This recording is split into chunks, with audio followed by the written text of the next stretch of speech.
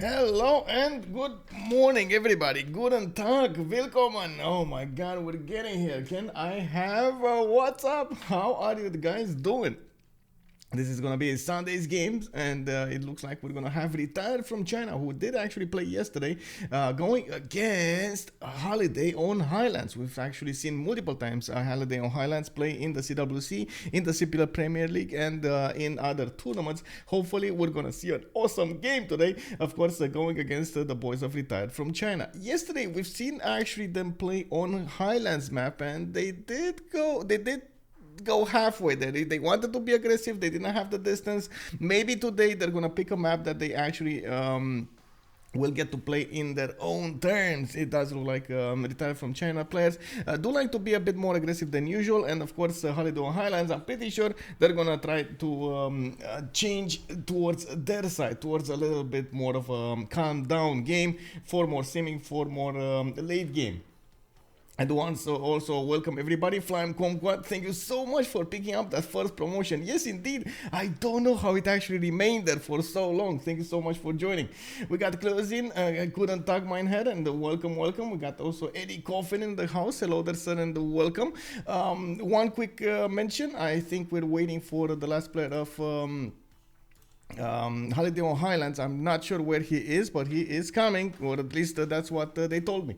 Also, Medicine 017. Indeed, it is quite early, but I do hope we're gonna start soon.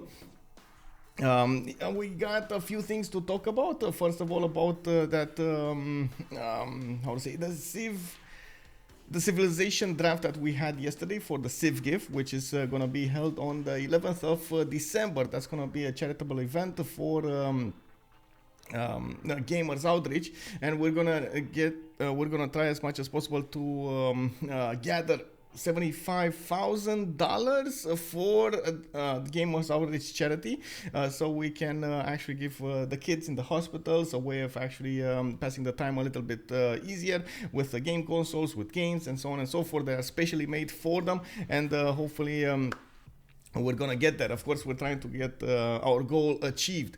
Yesterday we did have the civilization draft, and I got drafted 3 civilizations. Of course, I did get to pick. Then we had to steal from each other some civilizations, trade with each other, and so on and so forth. And it was, I gotta say, big thank you to Crispy and Goober Dragon, who did actually help me as much as possible keep the good civilizations on my side, and of course steal it back from the other players, the other contestants. We do have 3 civilizations that we can go for. First would be France Black Queen. I thought, France Black Queen is a good, decently strong civilization. Most of the time it does have a very good land. It was one of the civilizations that we called like good spawn civilization. Hello there, Merjan Redder. Hello there, sir, and welcome. And not to mention its extra diplomatic visibility, the courser, the extra spy, the chateau, the bonuses towards wonders. All in all, it does make for a well-rounded civ. I can't say it has too many bonuses in one side, but not too many the downsides either. So that's why I really liked it. On the other side, I did try to get Rome, but they snatched it away from me. And in the last moments, I did manage to snatch back Khmer, which I think it's gonna be my preferred choice for the CivGive. Khmer, definitely a very strong civilization. Khmer definitely will need to be picked and played. It is going to be continents and islands, and of course on continents and islands it is going to be a lot of naval warfare as well as land. So I do hope with Khmer I'm going to get a few rivers and I'm going to get to settle them. The amenities are going to be insane. Of course it is. Now I gotta say, this is a base game, right? No BBG Khmer, so you gotta take into account those extra amenities. You gotta take into account all of those other bonuses. Kokuso, hello there, sir, and welcome. I do see, yeah, we're still missing one more player here. Oh, he's in.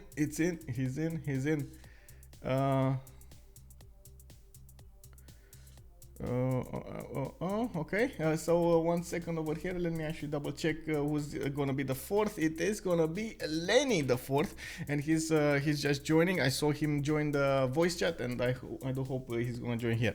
The last civilization that I have in my draft is Eleanor, France. While you wouldn't say it's very strong, yeah, I tend to agree it's not strong, but it still can be quite strong.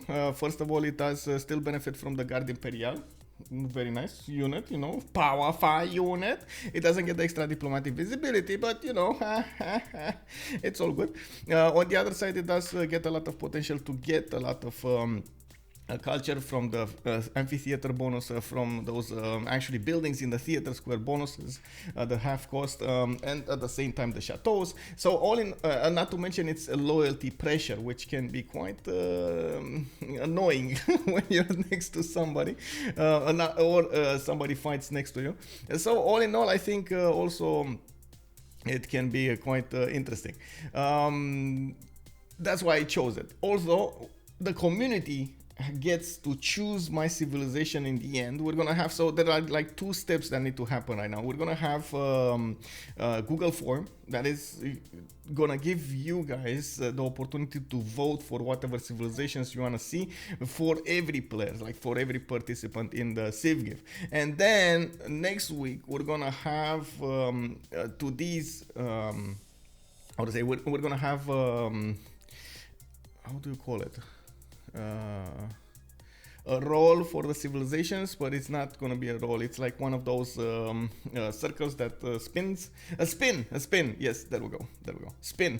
We're gonna spin for the civilization that we need, but it will attribute to the size of the segment how many votes you guys put into each of the votes. So if you guys put a lot of, let's say, Khmer, wink wink, thank you very much, I'm gonna have a big segment, and of course the little Eleanor, it will be very tiny over there. You know, like it's not gonna allow us, or it will be very few chances to actually get drafted Eleanor. I can respin, but that actually of course will require donations, and hopefully we're gonna have at least 1 or 2 in the backline over there, please. And of course all of the donations are actually going towards the Gamers Outreach charity. It's not coming to us or something, and definitely we want as many of them. I gotta be honest with this, because $75,000, it's a lot of money at the end, but I do hope we're gonna have a lot of goodwill people, and of course at the end of the day it is for a very good cause. Okay, so I think we can actually take a peek over here what's going on. We do have the staging room. Okay, everybody's in the staging room. We're getting there. Okay, so okay, oh, I need to actually launch. Okay, there we go. Okay, launch.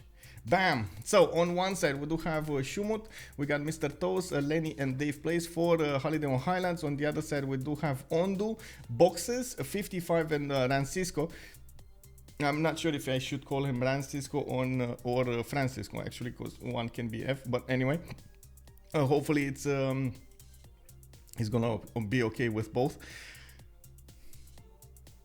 They will need to go through the map pool choices, and they will need to figure out a map for themselves today. I do also want to quick mention that I'm probably going to need another coffee somewhere in the next 30 minutes. I'm halfway through this one and definitely would need another one. This is quite early for me in the day, and yeah, I'm still waking up. I think you can feel it in my voice. Lizard the Wizard, hello there, sir. Finally catch a game live. Been watching all the past streams recently. Oh, I hope you liked them. I hope you enjoyed them.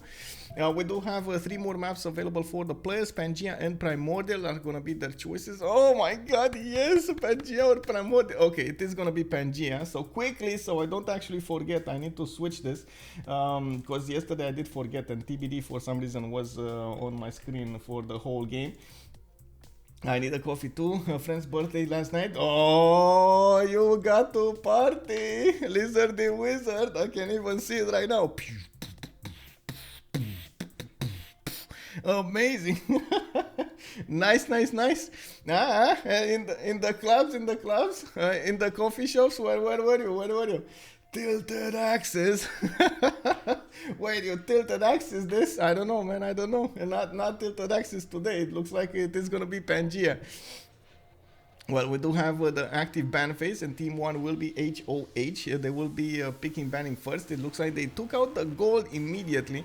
On the Pangea map, the players do tend to take out those close quarters civilizations, or I should say civilizations that do have unique units that can actually be acquired from the beginning. You know, some ancient units, some medieval, classical and medieval units.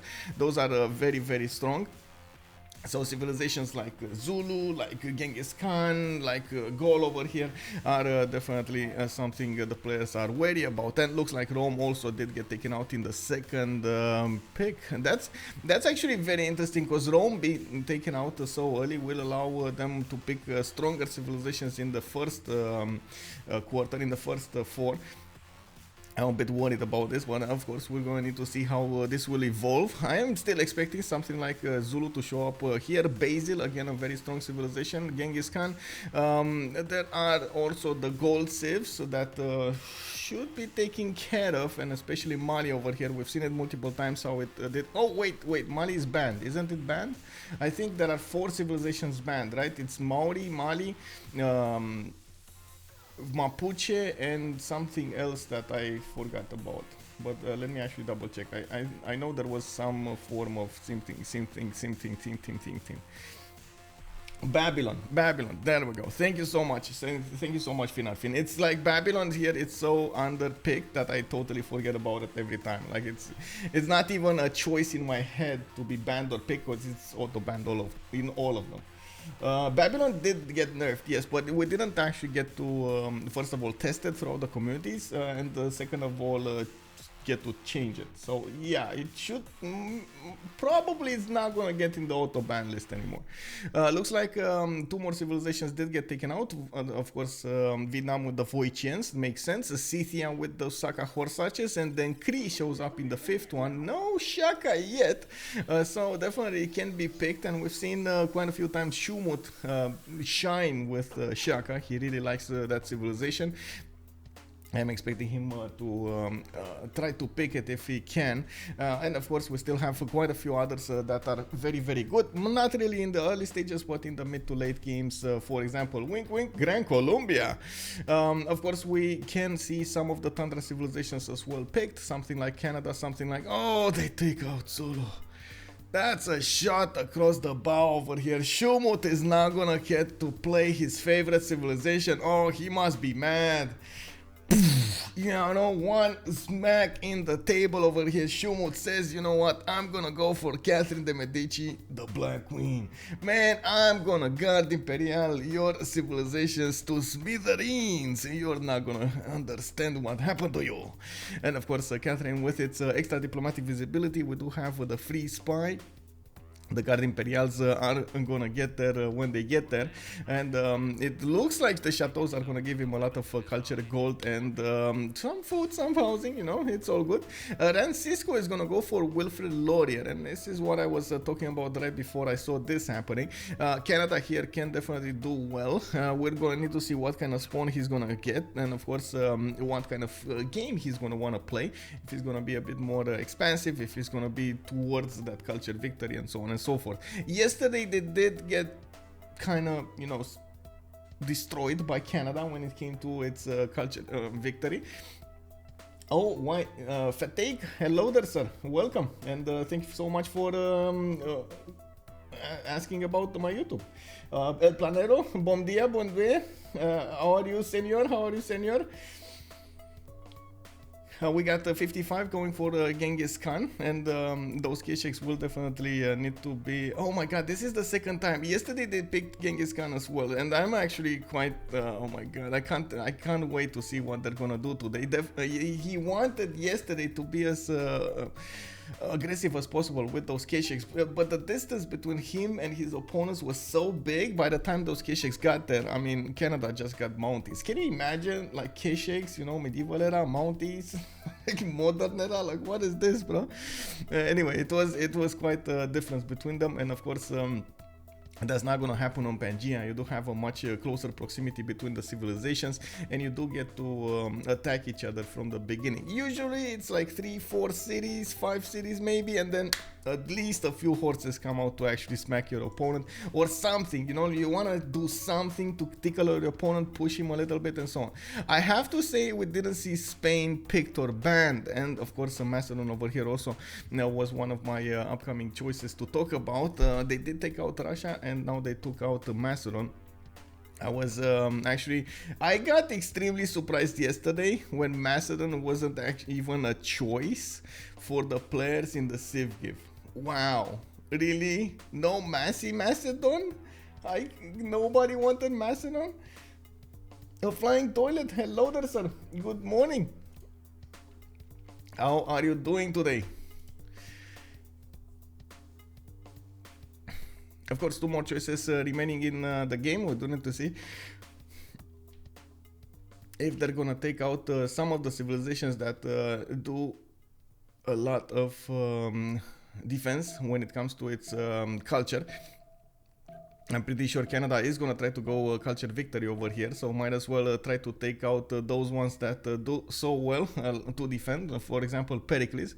Pericles will do well to defend against Keshik, so I'm actually surprised they took out Jadwiga. Yes, Jadwiga, very good civilization when it comes to those wing hussars, and it looks like Hungary was the 10th one, so they're more afraid of the chaos around the map from Hungary and not really needing to kill the city-states rather than anything else, which I kinda understand. You know, trying to get 3, 4, 5 horses to actually take out city-states next to him might take away quite a few chops from you, take away quite a few production points, but at the same time it is still good to have a standing army rather than not have it. So I'm on the fence with this one. You know, you should still have a few units, and we've seen multiple times how players did get the Pikachu faced because they didn't actually counter properly, and they didn't have a standing army. Like, you know, like when your opponent shows up on your border and you're like, hello, I can give you tomatoes. Yeah, that's not gonna be well, you know. We got Cyrus coming up over here. It looks like Persia is gonna be the choice for retired. Lenny did go for Philip II, and we're gonna need to see his continent split, but I do assume he's gonna have a pretty good game here. And DavePlays is gonna have the last pick for Holiday on Highlands. Also, Flying Toilet was there. Good, pretty happy. We had a quick Highlands game. Well, exactly. Yeah, yesterday was. Oh wait, yeah, earlier. You're talking about the one earlier. What happened to the early game, bro? What happened with Civ Australia versus? I assume you're talking about that game. How was that so fast? That was like less than 2 hours. Also, Dilos, hello, I was yesterday's show only a draft. I didn't see any game afterwards. Yes, it was only a draft. So we have a few stages to go for before the actual game. So yesterday we had the draft. We actually allowed the community to pick some of our saves, have the opportunity to interact with us, have the opportunity to change our saves and snatch some from other players and so on. And also we're gonna have during this week a poll for you. By the way, I can actually share this. Give me a second. I can actually share this, and I should share this, but I was sorry, I slept, so I didn't have all of the good information here. Where is it? Draft. I think this is it. Draft rules. No. Oh my god, I'm losing time. Okay, this is it. So this is the vote for the leaders. You guys can actually use this form, Google form, and you're gonna get to vote for our leaders in the game. You're giving us extra chances to play a certain civilization over another. So please vote for me, Khmer. Vote Khmer, please. This is going to happen during this week, and on Sunday, when we're going to have the next phase of the CivGive, we're going to spin. We're going to spin between those 3 civilizations with, of course, chances that you gave us. Give me a second. Being available. Where is no tournament? This one. None. Okay, there we go. Pangea, And I do want to double check. This is Pangea Classic Ridges. Okay, start position balance, resource. I think it's spawn guaranteed. Give me a second. I do want to double check the rules here, because in some tournaments we have spawn guaranteed, in some other tournaments we don't, so I do want to double check this so we don't end up with a weirdish map. Second, standard, guaranteed. Okay, there we go. 2 digits, spawn guaranteed.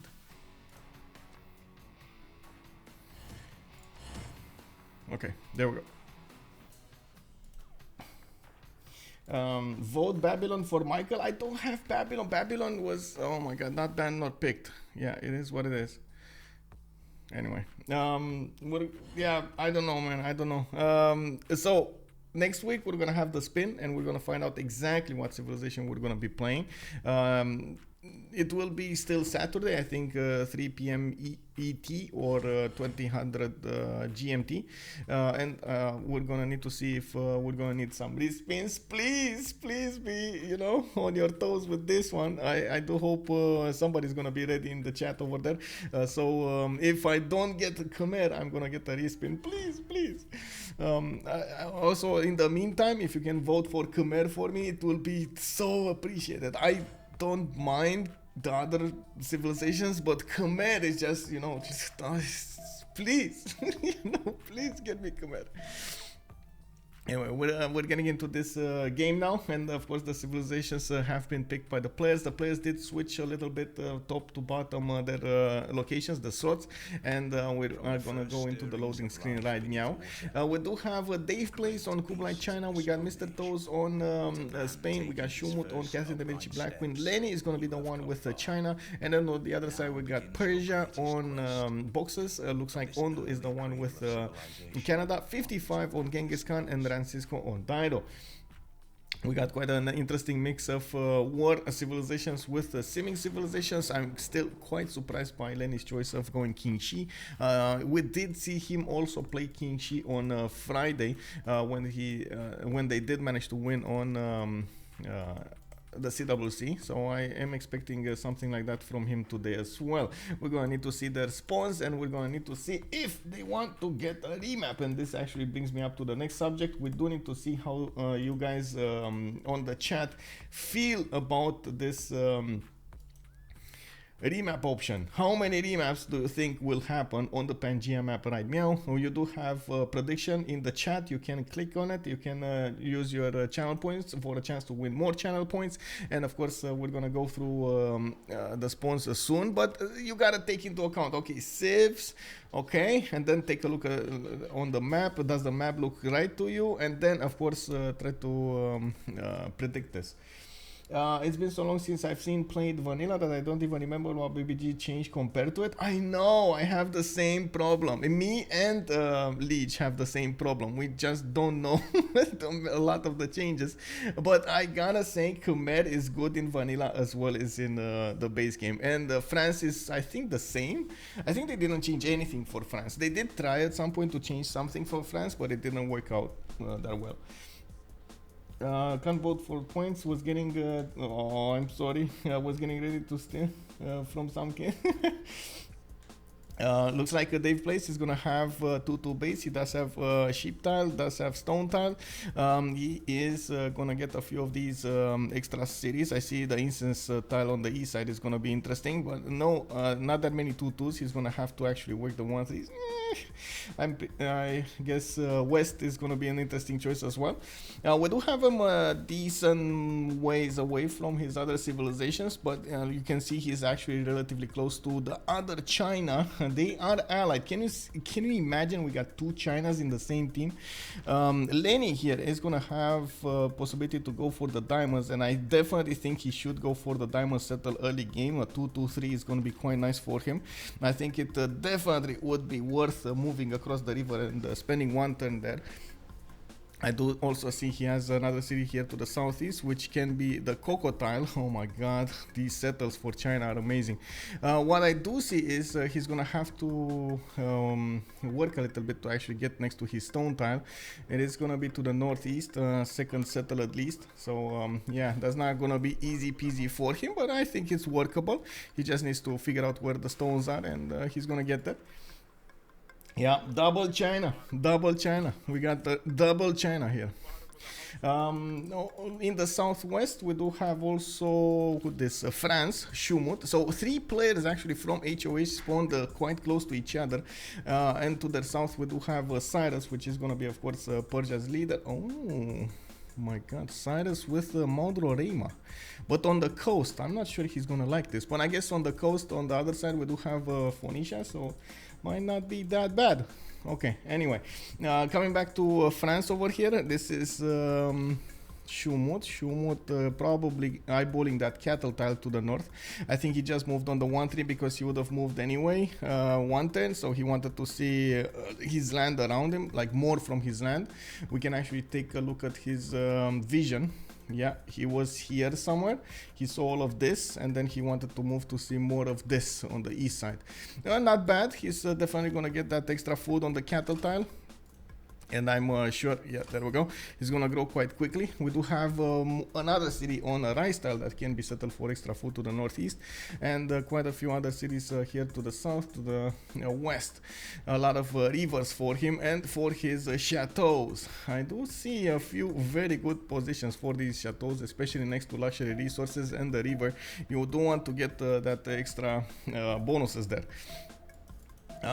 One big continent, by the way, for France would also mean Persia over here is in Garde Imperial range. The Garde Imperials do get an extra +5 on their own continent, so this is definitely going to be a dangerous position for boxers. Hello there, Seb. Hello there. And also, I don't think I said, but hello there, Nikon. How are you doing, sir? I do think Passagarde is in an interesting position with Mount Roraima to his east side. He's going to have good tiles to work. The 1-3-3-3, for example, does catch my eye, and I'm pretty sure he's going to keep on settling here. Not a lot of cities to settle, though. He's 1, 2, 3, maybe 4 cities over here, and that's about it. 5 with the capital. He's going to need to keep on expanding to the east side. And honestly, I do hope he's actually gonna realize this. It will give him chances to adapt to this. This is not an ideal location for a civilization like Persia, who does like to, expand quite a bit. He's gonna be kept in check by France. We do have also Spain in the middle. He's gonna have a quadruple continent split. Wow.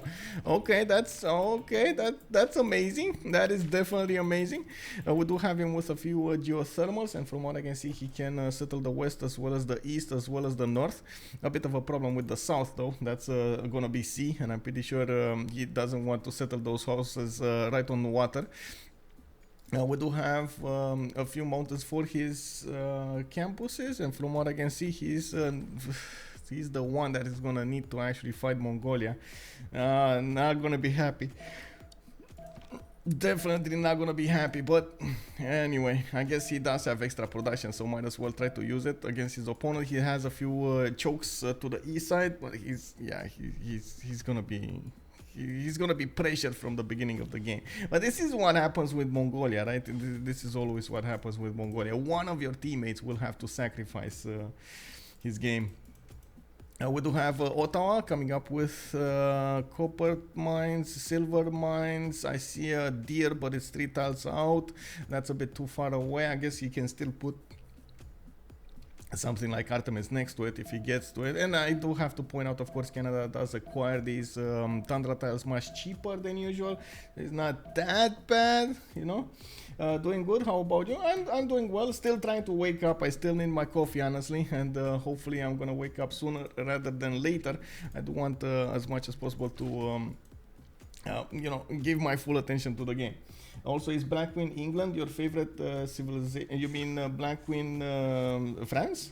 I want to say my favorite civilization, but between all of those that I had in my draft, I think that was the most consistent one. if yeah, the most consistent one. Like, it has bonuses all around, and it can spawn quite well. So I think yeah, that's why I wanted it. Rome also was my first choice, but Rome did get picked. So I like consistency more than overwhelming bonuses. Hey, bonjour, Ayutun. How are you doing, sir? Welcome. We do have that settler coming out from Ottawa in Fortens, and I do see he does have quite a few cities to settle on in the tundra. Also, Upsuner Hollow to the northeast.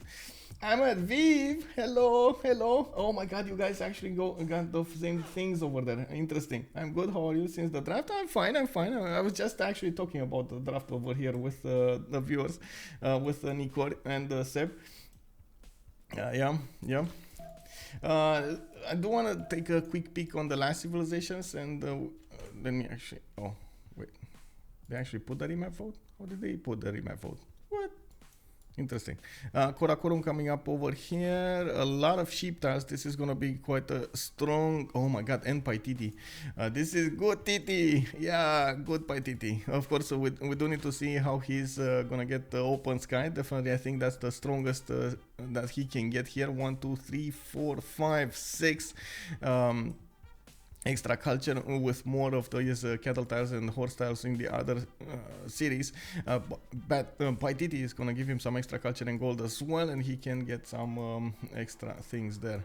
Wow, they're definitely thinking a lot about this. I think also Phoenicia is in a prime position over here to get a lot of cities to the north, to the south, and they might actually throw Persia under the bus, honestly. I mean, I don't think it's under the bus, though. He's gonna have protection between the behind the mountains, or one tile chokes everywhere. Okay, no vote. Okay, Nays have it. This is it. Good luck. Have fun. This is gonna be the game. I hope you guys actually voted for this, and of course we're gonna need to see how this is gonna be played out. Let me actually finish the vote here. Oh, none. Actually, a lot of the viewers did put into the other option, into the one option. Yeah. It looks like they are throwing a little bit Persia under the bus. I think they're not aware about this. They're not aware that Persia does have a mountain range over here, so they didn't actually get their choices. Well, they didn't get the vision to make the full choices going. He didn't go 2 scouts. He only got 1 scout. So yeah, that actually eats into his chances of having the extra vision. A nice vote for you. Congratulations, Kokusto. Okay, so let's see what's going on. What happened here? Lenny? What are you doing, Lenny? Is this real life? What's going on?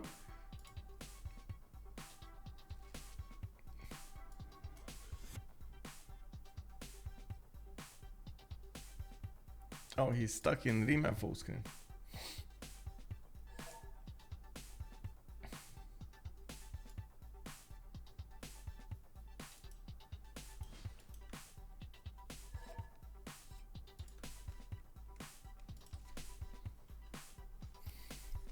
They need to figure this out. I can't really talk with them to fix the problems. Oh man, 30,000 points go to Kokuso and Lizard the Wizard. You guys nailed this.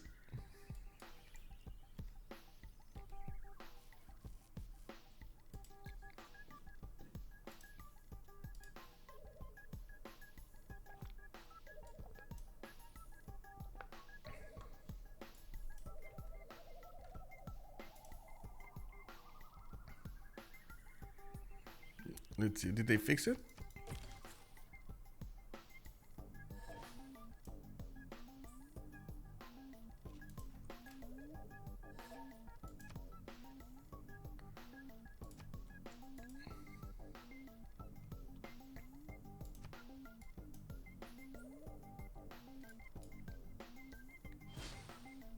Well, DavePlays is getting scouts out. I guess we're gonna find out if this works or not.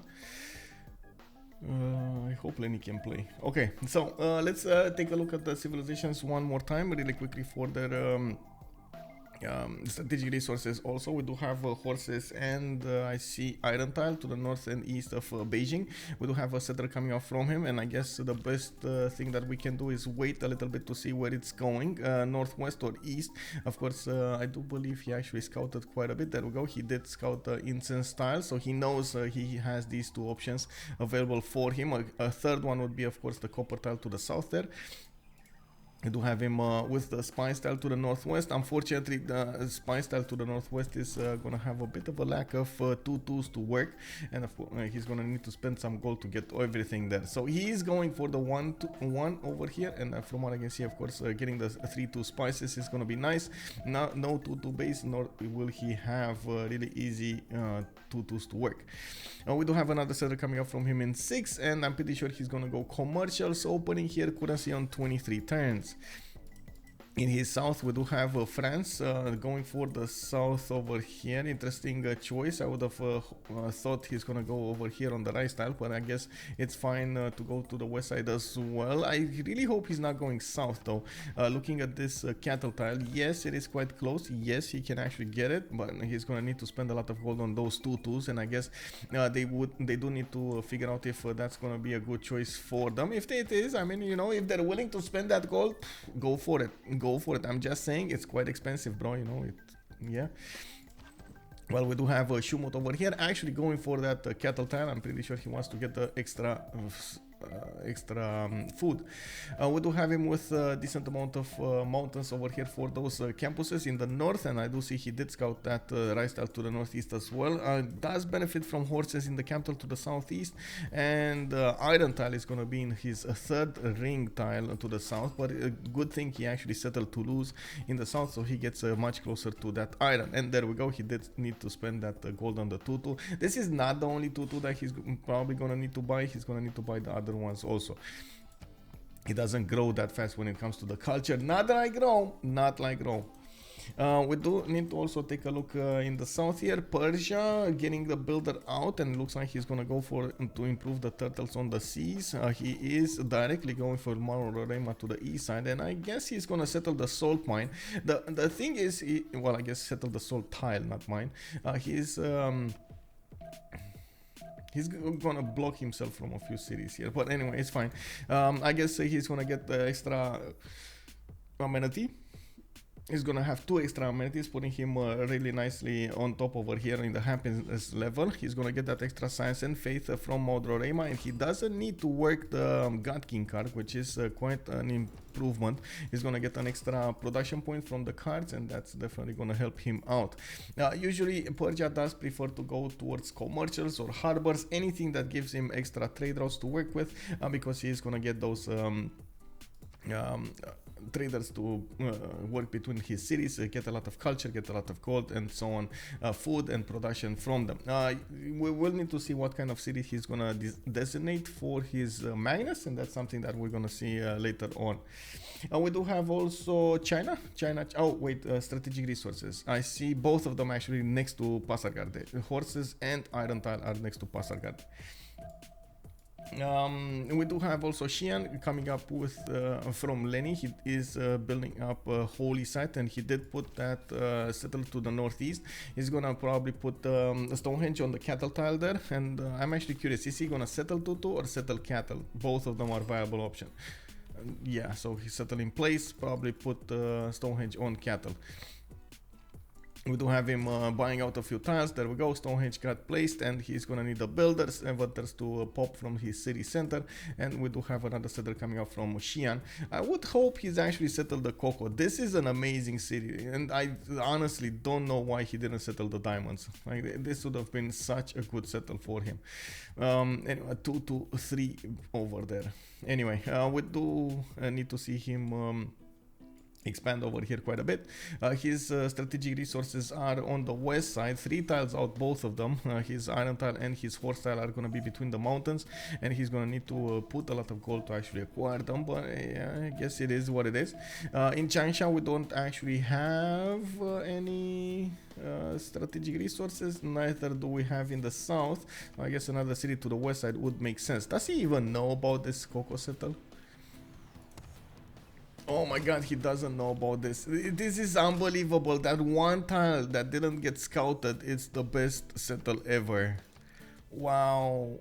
He can even consider that as a mountain or something. That is so bad. That is such an unlucky predicament. Anyway, we do have Madrid and Cordoba. Cordoba did get settled on the other continent. I'm pretty sure Madrid is probably going to be the one with Magnus. And we got another settler coming up in 1. And he did find out about Mongolia to his east side.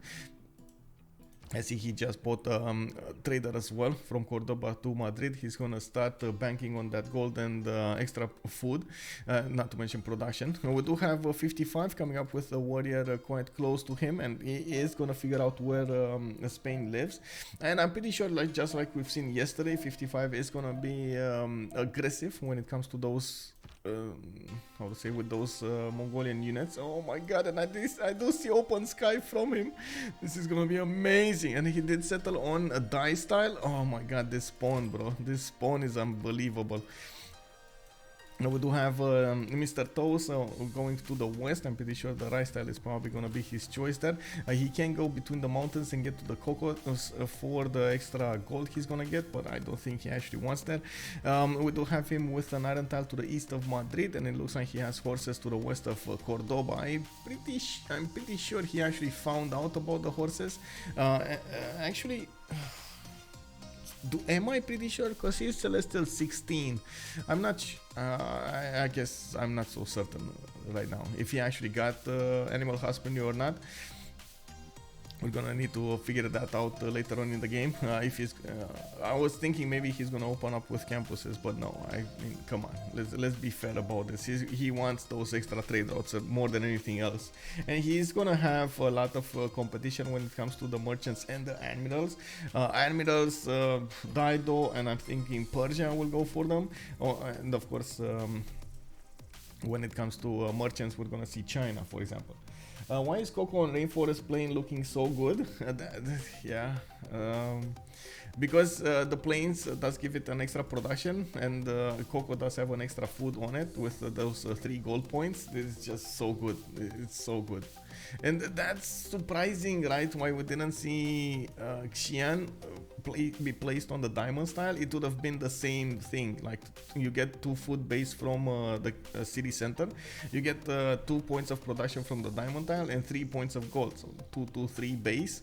Who doesn't want a 2, 2, 3 base? You know, it's so good, and an amenity to work for it.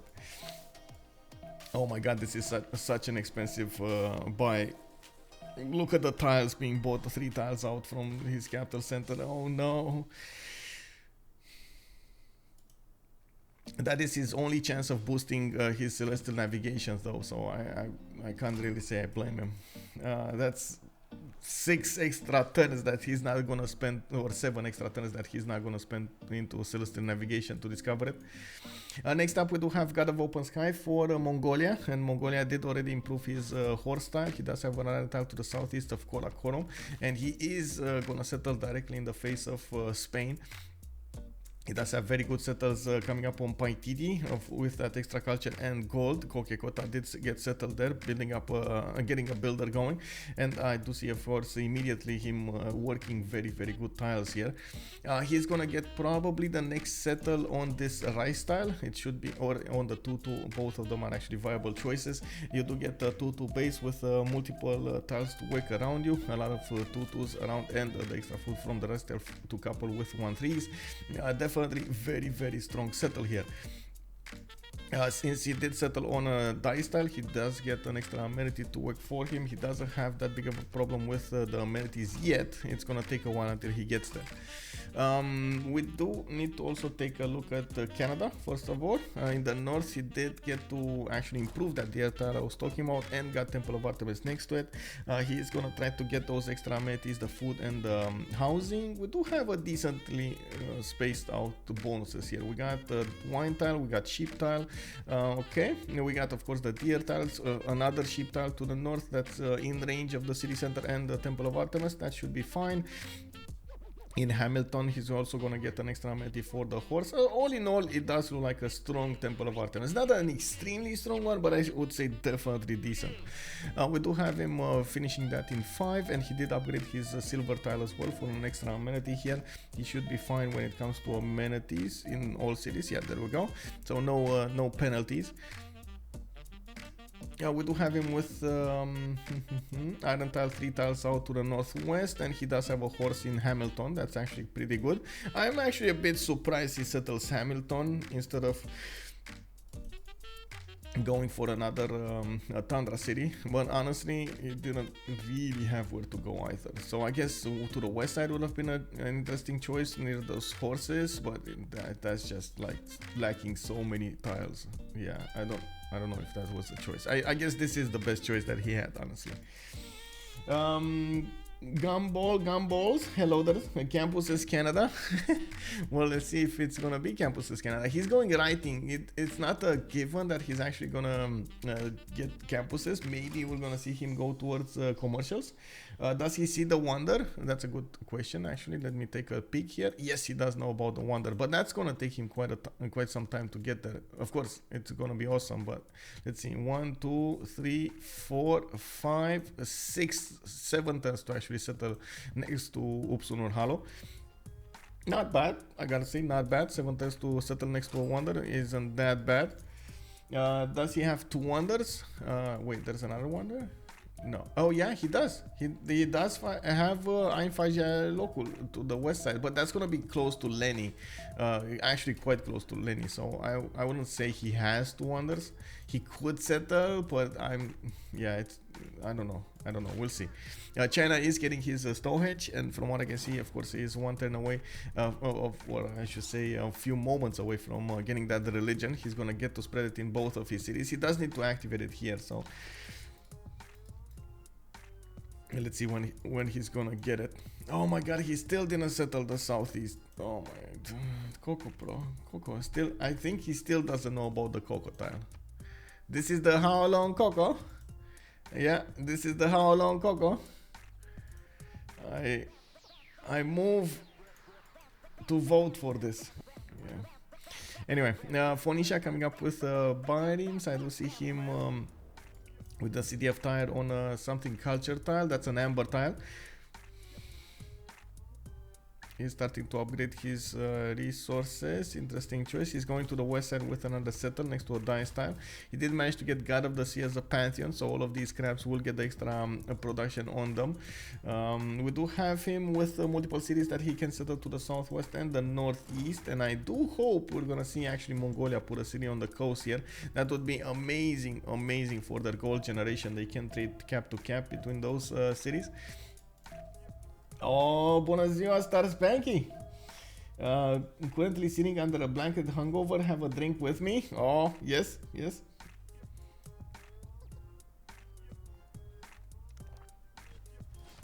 Cheers, bro, cheers. We do have Phoenicia with Gobustan to the north, and looks like he is going to get some coastal resources to get the food, while Gobustan is going to give him the culture. He does need to get there faster rather than later, but we'll see when that actually happens. Oh my god, my voice, bro. Have you, man, I gotta ask, you know, when you're small in age, when you're like young, I would say, and you're like 6, 7, 8 years old, and your voice did not settle. Do you know those moments when your voice did not settle, and you go from high to lows very quickly, and you don't know exactly how, like you don't have a set rhythm. You just talk all over the place. Oh man, this reminds me of that one. I remember my parents were laughing so hard when they were hearing me. I was like all over the place. Oh my god. When my parents were like they couldn't help themselves. What's a spot for? What is that? What is that? Yeah, we do have Kabul, by the way, with an easy cities takeover by Phoenicia. We just need to see him get another bite him out, and I'm pretty sure he's gonna take out that city center. The war declaration has been sent, and it looks like Mongolia did get in. Oh my God, Mr. Toes, what are you doing, bro? Are you letting the warrior in? You're letting the wolf in the hen house? Oh my, oh my. And Mr. Toes did actually go for his fourth settler here, and I do hope he's gonna go for a safety because settling in the northeast is just gonna give Mongolia over here a target to go for. High to low voice during puberty. Oh, that's how you call it, Spadfa? Really? I didn't know that. Okay. When a person's voice is breaking and they have a high pitched squeak during yeah, yeah, exactly that one.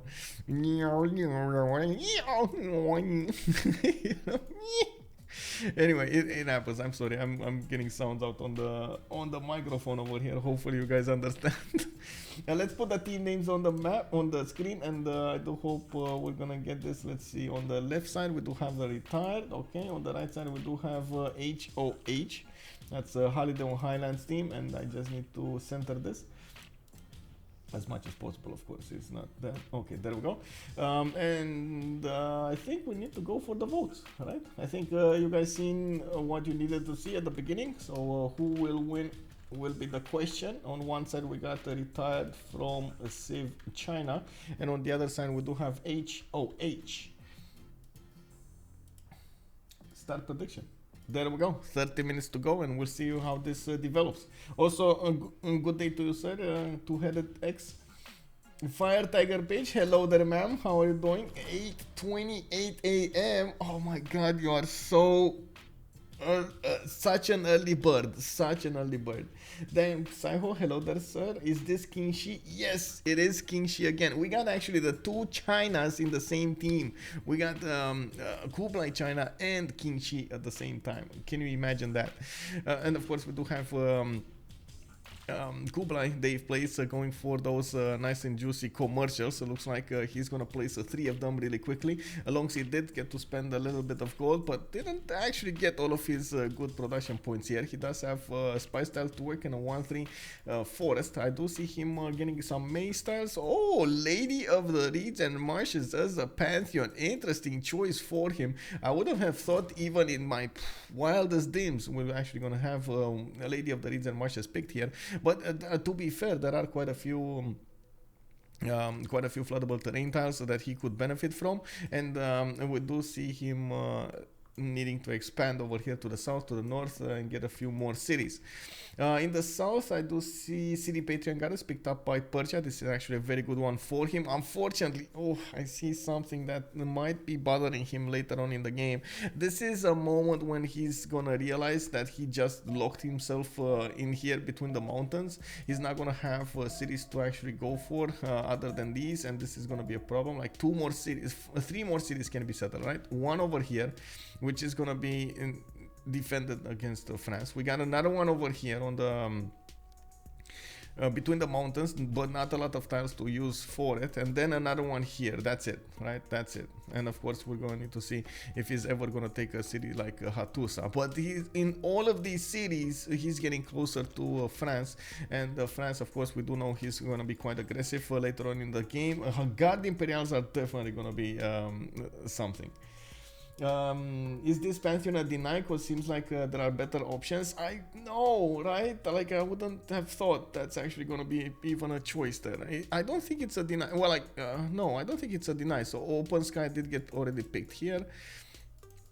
They didn't see anything that had floodable terrain tiles. Oh my God, La Venta getting bullied. 23 strength city getting bullied by both China and France. We'll see who's actually going to get that city. Drinking my morning coffee and enjoying some Michael Civ tips before 1v1 opponent wake up. Oh my God, you're actually getting you're bullying your husband with my Civ tips. Poor guy. I'm sorry, Fire Tiger Page husband. I did not mean to. Please forgive me. I can do some private coaching with Fire Tiger Page husband. I will definitely balance out the I want to say balance out the outcome. It's fine. It's fine. Okay, France did go for fertility rights. He's gonna get a free builder and quite a few builder options. Quite a few extra points of food, I should say, from his cattle tiles, from his rice tiles. Wow, La Venta was actually... Oh my god, La Venta. La Venta, you are so aggressive, La Venta. That's I think that's a dead scout over there, and it doesn't look like they can actually pressure. This city state is actually gonna remain alive. It has so many of these warriors that it can hit so many of the units, and unfortunately for France and China, it doesn't look like they're gonna take it out easily.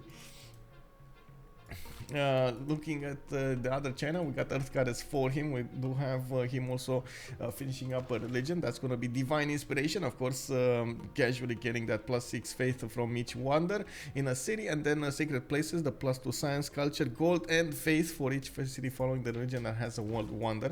He's going to want to first of all spread his religion, second of all put as many of those wonders in as possible. Oh no! Lenny, scout your land, bro. Lenny, he still didn't scout his land. Oh my god. That is missing out on 2 free amenities over here. Can you imagine? He would have had Xian on the diamond style, and this settler could have actually settled the cocoa. Oh my god, bro.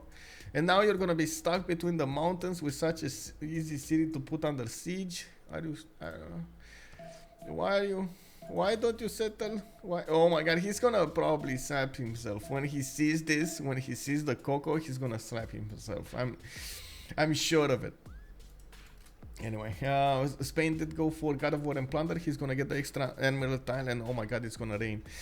He's gonna get the extra Admiral tile, and from what I can see, he's also getting some more harbors out. I see 3 of them getting built, and in one city, the second city that he built, he is getting his already his lighthouse. He does want those extra trade routes as fast as possible, so he gets to ramp up his production and all of his other yields. Who are retired? Don't know any of the players. There, most of the players did play in Civ China last year in the CWC. Actually, last season of the CWC.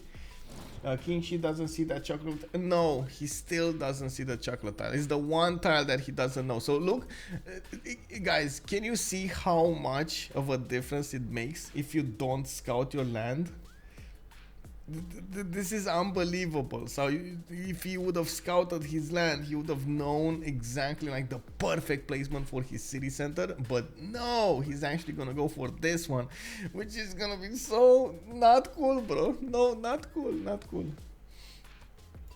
Anyway, we do have La Venta actually with the last unit. Oh my god, he lost all of those units. I think 4 units got to die to take La Venta. He was so close to losing the last warrior as well. He'll be really mad after seeing that. I know, right? He's probably gonna be so mad. Canada. Let's see. He did go for religious settlements as a Pantheon. He's getting already 4th and 5th city out. We got 3 more turns until the next era. And oh my god, it's raining. My ear is... Brr. It's gonna start raining soon. No. Come on, I wanted to go out after the game. Come on, rain, don't be like that.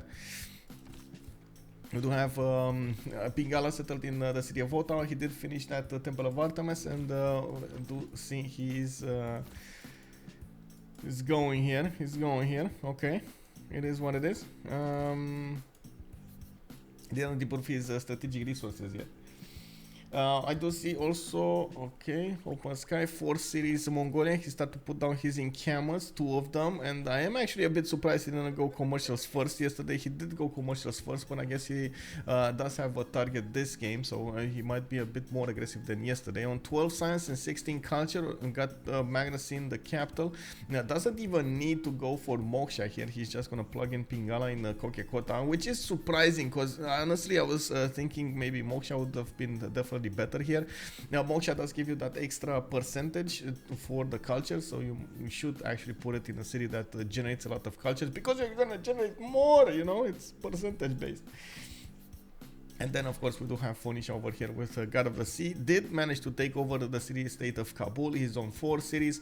Can actually get more cities out. And I do see him, oh my God, with an amazing reef adjacency here next to Byblos. He's going to have such a good campus on that main style. We do have a government plaza also placed next to it. Oh my God, I don't know why he placed the Kothon to the north. I guess it was an easy +4, but he would have had such a good one to the south as well. Anyway, it doesn't matter. He is going to use his government plaza here, so it is what it is. What's the point of Manus on Mongolia? Just Pingala Victor 3? Yeah, I guess you're right. I think he's just gonna want to use it for a bit of extra production, and that's about it. Since he's not going commercials, he's not gonna have a lot of trade routes, so yeah, I guess you're right. It doesn't actually make that much sense, but you know, it is what it is. Okay, did I put up? I think I did put the prediction, right? You guys have 21 minutes to settle this, and a lot of points are just pouring into HOH. Let's actually take a look at the city-states really quickly, because we got one more turn to go. And let me actually put here, yes, everybody's going to get his golden. We got Mitla with Hattusa and Nalanda coming up for the science bonuses. It looks like Auckland with the Buenos Aires will be the ones for industry. Quite a few of the city-states did get taken down, by the way. Vilnius with Rapa Nui will be the culture bonuses. Akkad will be the only one for military, and of course the other one, Kabul, did die. Now Vatican City will be the only one for religion. The other one did die. La Venta did get taken over by China. And Bandar Brunei is going to be the only one for trade bonuses. Bandar Brunei is here. Okay. Lenny setting up his government plaza for much better adjacency towards his campuses to the northwest, and I'm pretty sure he can actually settle or put down a good theater square there. He's starting to expand, and oh my God, he's gonna see this. He's gonna be so mad. He's gonna be so mad when he's gonna find out about that Coco tile. Don't get me wrong, he's still gonna have a 2-2 base, but he's actually gonna need to work those extra tiles, the Cocos and the Spice, instead of working other tiles. So, and he is gonna need to put a plantation on the Coco tile and the Spice tile, so he can actually get amenities from there. That is so not cool, bro. Not cool. Anyway, we got the new age started, the new era, and I'm sure we're gonna see those goldenish options appear soon enough. We're gonna need to see what they're gonna choose, how they're gonna try to specialize their governments, and at the same time how they're gonna try to get the most benefits out of the early game. Now we do have Temenanki started by Leni. That is actually China, right? Isn't it China? Wait, wow. So again, we got the Temenanki being built by somebody that doesn't have Lady of the Reeds and Marshes. Dave has Lady of the Reeds and Marshes. So I gotta say, Dave over here is making quite a few concessions, so Lenny can have a very good game. Interesting, interesting.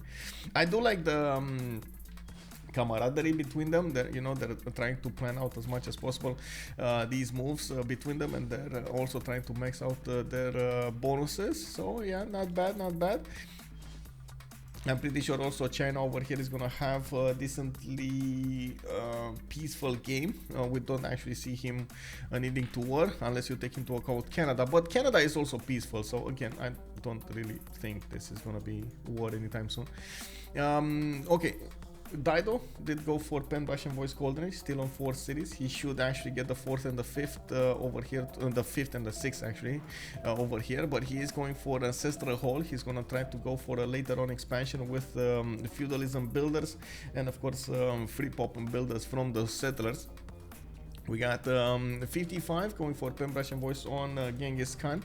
He did get down quite a few of these encampments, and he did get the Ordus in them. He is preparing for an all-out war against Spain over here, and Spain is gonna have a run for his money. I'm not so sure Mr. Toes is actually gonna get this going, because he didn't even put down an encampment. He's going full in government plaza, harbors, and everything. Boom, boom, boom over here.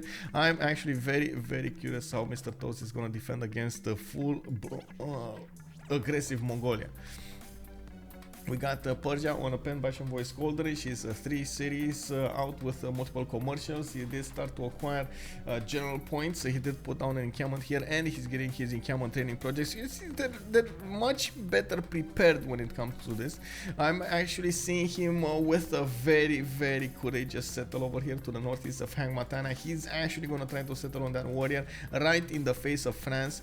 The thing is, honestly, France is not that ready for this, but the second he sees this, he's probably gonna be okay, bro, you do this to me, oh, I come to you, take city. We're gonna see how Schuhmut is gonna instantly react to that. At the moment, he's not actually getting encampments down. He's getting his commercials, some government plaza. He's probably gonna wanna build those chateaus, get his people fat, and try as much as possible to be simming over here. It doesn't look like he's in a war mode, but man, that can change. That can change so fast.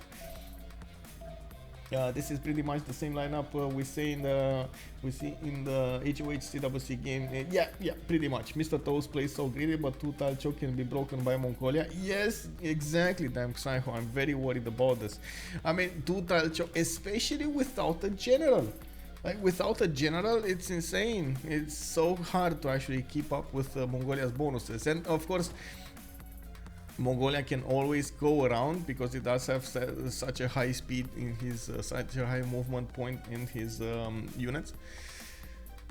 We do have Wilfred Laurier coming up with a pen bash and voice Golden Age. He is going to get his Oracle from Ottawa, and he's putting more cities to the west side here. He's going to be on the 5th one soon. He's starting to improve his horses, and I do see he has quite a few chops remaining. His government plots are got built in his 2nd city, which is something that I don't like, but anyway, it is what it is. He's gonna need 8 turns to build Ancestral Hall. That is such a long time, bro. That's such a long time. Anyway, we do have him with a lot of chops, and I'm pretty sure he should actually get the chops before he's actually gonna put districts down. He does have a few very good placement for campuses, for commercials, and usually we do see Canada try to specialize into theater squares rather than anything else. I think actually Ottawa is going to specialize in those great writer points. Since he is getting Pingala in there, he's probably going to want to get the double and Oracle in that city center. We do have on the other side HOH DavePlays on Kublai, China. He's getting his markets out, and there's quite a war over here, quite a competition for these great merchants. China is on 3, we got France on 3, we got Persia on 2, and I'm sure that they're gonna ramp up their production soon enough of those points. Audience Chamber coming out from him as a specializing building of choice in the city of Beijing. We do have Governor Magnus there, and it looks like Moksha is gonna settle in Handan in Fortens for some extra points of culture. He's going for the next tier settlers, and he did manage to get La Venta to the southeast, where he can actually build a quick campus. Okay, we got Schuhmut with Pen Bash and Voice Golden Age on France. He's gonna start to spam out these commercials and of course get the campuses alongside them. I do think he should actually I want to say get an encampment here, at least one encampment, and I'm very sad he didn't get the city to the west side. He could have directly put it on the spice tile and get that extra food, extra production, not to mention good tiles to use. He does get the opportunity to close off Persia entirely behind the mountains. If he puts a city here on the copper mine, he's going to close off a lot of the choices of Persia, and not allowing him to settle a second city here other than this one between the mountains, which is such a non-freshwater tiny city with not that many times to use. You don't want to get that. He did manage to discount some of his campuses. You can see a turn 1 from Toulouse, and he is plugging in Moksha in the south. Going for Magnus internals, so he will need a few more of these trade routes coming out of his cities, and for that he needs markets. We got also Mr. Toast with a Pen Bash and Voice Golden Age, 10 science and 17 culture. This is the civilization that we're most worried about because he wants to defend with spearmen against Kesheks, and that's just not gonna work. We do have a few horses that are definitely gonna try to pressure a little bit Spain, and now that we do have, of course, Mongolia getting all of his infrastructure going. We do have orders coming out from him. We do have Shunzu as a general. He's probably gonna pick a new one soon. And of course, one of the most alarming things happening here is Mr. Toast does not have an encampment down.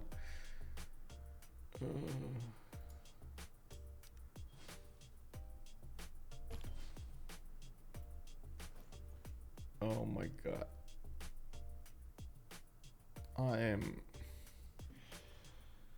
Hello, Liege. Hello there. I hope you are well as well, and I hope you also enjoyed yesterday. Are you fine, by the way, with all of your choices, with your Civ choices? And the settle for 1, B1, B2, B3 are insane for France. Yes, all of these are insane for France. France, good spawn France. You know, that's something that I always say. France always has a good spawn bias. Team HOH knowing Cameron. No, they don't. I got confused over there for a few moments. I actually was thinking maybe get a poll out to gauge what is the chat opinion of how many chances Spain actually has to survive here. You know, like 10%, 30%, 60% or something, 90% chances. Because honestly, I don't know, bro. Like it's Mongolia over here is well, sure, he's gonna end up fighting against these spearmen with horses, but when those Kesheks come out, the spearmen will just die. I guess we're gonna need to see if Mr. Toast is gonna have enough time to get that. How to say, get that technology going. Metal, what is it? The military tactics, right? The pikemen. The pikemen should be able to defend this, but he needs a general, otherwise it's gonna be bad. Also, Canada rushing Oracle to deny Qin Shi. That's why second city. Well, I see Wuhan is gonna get that Oracle over here, and Wuhan did finally get to see the Coco tile. He's working the spy style to the southeast, and next turn we're gonna see Oracle. Oracle will get denied from Ottawa because Ondu never actually. Oh my god! And he could have chopped. But he didn't. And again, Qin Shi comes up in a clutch. He's gonna get the Temenanki next turn, and Oracle taking that away from China. We do see the extra production coming up over here in Jiaodong. We do have a 4-2-1 tiles, 2-3-1s, 2-2-1, 2-2-2-1s, and Dave, sorry, not Dave, Lenny is getting 24 science and 27 culture. Very good results over here across the board. He's also starting to put down his wall, and this was something that I actually missed as a question yesterday. How many tiles he could have had with the wall improvement. He definitely would have gotten a lot of culture, but he didn't prioritize getting those builder charges in those walls. Lenny with 4 wonders, 36 in teamers. That, yeah, that's, I mean, yeah, he's doing it. Qin Shi over here. I gotta say, I think actually yesterday Leech did get Qin Shi in his draft, if I'm not mistaken. Putting down Apadana over here from Qian, okay. Theater Square is coming up from Ottawa. Now he's gonna start to spam them out from his cities. Ancestral Hall still getting built in Quebec City. Quebec. Yeah, I think so. Okay, let's see. You know what? I'm gonna do it. I have no more patience for this. What are the chances of Spain to survive? I'm gonna put, let's go in increments of 25. So let's go 25%, let's go 50%, let's go what is it? Hello? Okay, there. Let's go 75%, and then let's go 100%. What do you guys think? What are the chances of Spain surviving over here against the onslaught of Fiftyfive? We do have him getting Quebec is Quebec. Oh, you actually, really? Bonjour Baraglov, how are you doing, sir? Comment ça va? Kenzie Lol, non-religion Canada, I don't like this. Yeah, he didn't get a religion at all. He didn't put a single holy site, but you can still play it. What is CivCN? CivCN is exactly what in the name of CivCN. It was a team or a region that we use how to say, to describe the teams coming up from the eastern region. CivCN did also participate in multiple CWCs. I believe we did have Zangi Dangxia actually as a name, and then we do have we did have them with CivCN also as a name. Not the A in Canada, but the letter A. Canada. Oh, Quebec. Quebec. You mean that? I need to pronounce it like that. Quebec. That's such a weird one. Wait, really? Quebec? Wow, Quebec. That is so weird. How is it? It's the E. Oh, I see. It's the E. The long E. It's not the E. It's the E. You put more muscle into it. I see. Yeah. The CN is China. Yes, CN is China. We got arenas coming up from Changsha. I believe we're probably going to see Colosseum Sur started up. Padana coming up from Xi'an. And of course, we do have the extra bonus points coming up from China from those cities. Jiaodong getting the science. We do have Wuhan putting down a theater square so he can start up his requirement of writers. And by the looks of it, we do have... over here, Mr. Toast getting quite a few of these warriors. He is going to need to go towards military tactics as soon as possible for the pikemen and for the men-at-arms. We do have also Mongolia trying to go around, and this is something that, of course, we're going to keep on seeing. I do think Mongolia should actually wait for the knights and should go for a lot of these Keshiks. I do see Fiftyfive is actually going apprenticeship in 5 turns and feudalism in 3, and he's only on 21 science and 33. But when I say only, looking at Mr. Toast 12 and 21, it does seem he has a much better outcome. Well, we do have markets coming out from Karakorum, Aksu going and Keshker going for commercials. He's going to get more gold for his army, and as you can see, Mr. Toast is actually trying to get out of this. And I see it that it's quite a spread over here in the chances of Spain to survive. It's an equal opportunity between 50% and 100. How does that work? Like four viewers thought it's gonna be 50%. 4 viewers went into 100%. Really? Like, you couldn't make your mind up? Like, how is this possible? Medicine, I think Spain will survive this. Wall encampment, Victor Pikeman line. Okay, Mongolia plays on point. Only 4 horses, and he's already rallying Spain with that many units. Oh my god, my nose is itchy on the outside. Oh my god, there was a stupid saying, by the way, in Romanian, like if your nose is itchy on the outside, you get how to say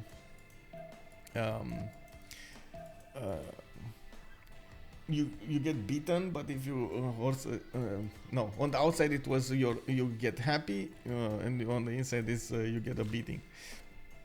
Never understood it. But anyway, I hope it's gonna be happy. Yo, scratchy, happy, joy. We got Colosseum coming up in Changsha, 5 turns out from finishing. I'm pretty sure Lenny is just using those builder charges here to improve his production into his wonders. We do have him finishing up that theater square in 4, and the same thing is happening here in Canada.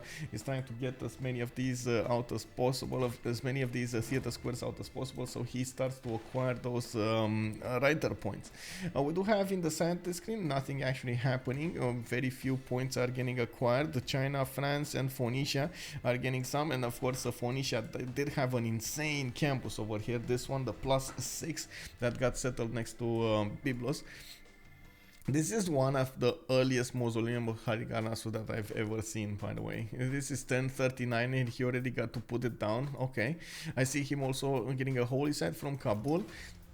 And he did start to acquire a few of these admirals. On Persia, we do have him actually, attacking France with a general, and France is not ready for this. Oh my god, he's actually getting attacked here so strong with those, of course, the immortals. The immortals don't actually get the support bonus, but they can definitely hold their own. And of course, we do see he's attacking in the city of Toulouse with only 3 of them. He has more on the way. He just keeps building them, and I gotta say, this is exactly what I was saying earlier. Like, this is, you see how aggressive they are, and I was so surprised when they ended up on Highlands yesterday, because these are like, they want to finish the job fast. They want to go and all outward their opponents as quickly as possible, and the Highlands just didn't, you know, didn't actually mix with their go-to playstyle. Hello there, CC Pyro. Hello there, sir. Bonjour, bonjour. But I think Mongol might move the Keshik to surprise France with an unexpected pincer with Persia, but that's so far away. That is so far away. That's like 15 turns away. That, I don't think that's a feasible tactic. Like, I like what you're saying, and in a, you know, faster world, I think this would have been a possibility. I don't think it's one now. Been there, done that. She counters him in her sleep. Wow, okay. Just, like, I can even imagine right now, just, you know, like in the Matrix, you move your hands to counter every move that your opponent makes in the sleep, in the darkness over there. I think there was a scene, right, in a movie about this. Well, not really countering like with hands, but which one was it? Oh man, totally forgot. That's so weird. Sometimes I forget the movies. I see the movies, I have the scene in my face, but I totally forget what it was. There was a movie about some about a post-apocalyptic society which was using medicine to cut out emotion entirely. I don't know if you guys saw that movie, but yeah, it was all the rage, I guess. Let me see.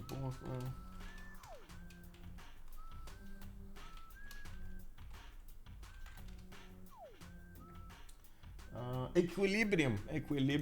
Yeah, Equilibrium. Yeah, exactly. There we go. That's a man who knows his movies. Equilibrium, not Varta. Thank you so much. Yeah, it is in the first scene when he enters that, I would say, there was one guy with 2 pistols, with 2 guns that entered the room, and he just basically made everybody just, you know, fall down. He took out everybody by himself, just using some form of, I don't know, gun art. I don't know how to call it. They were like being taught something to take care of. Who am I gonna play? That's a good question. You guys get to vote for me. I think I actually have, there we go, the Google form is over here. You guys get to vote for me, and I do hope, please vote for Khmer. I think, please guys, please vote for Khmer. I'm pretty sure quite a few of you, and that's actually why I got that option. I'm pretty sure some of you are gonna troll me, and you're gonna vote into Eleanor of France. But please, the ones that are very serious about this, please vote for Khmer. Vote for Khmer. Vote for Khmer. You know, let's go. We got over here Persia actually getting a line of offense against France. I'm pretty sure France is going to be fine for a while here. He does have 18 science with 31 culture, putting down a few more campuses, and does have a decent amount of units to defend himself in Toulouse. He gets more horses, and I'm pretty sure Schuhmut actually science line, science development is going to go for the courses anyway, for castles. Untraditional Khmer calf push, that might happen, but you know, like, please vote for Khmer. Yeah, whatever you do, vote for Khmer, guys. You know, like, please. We do have also China starting to spread his religion into the other Chinas and the France. We do see him sending a few more cities to the west side, and I think he's starting to run out of city centers here. He has 1, 2, maybe 3, but maybe China is going to take, Kublai is going to take the other one from him.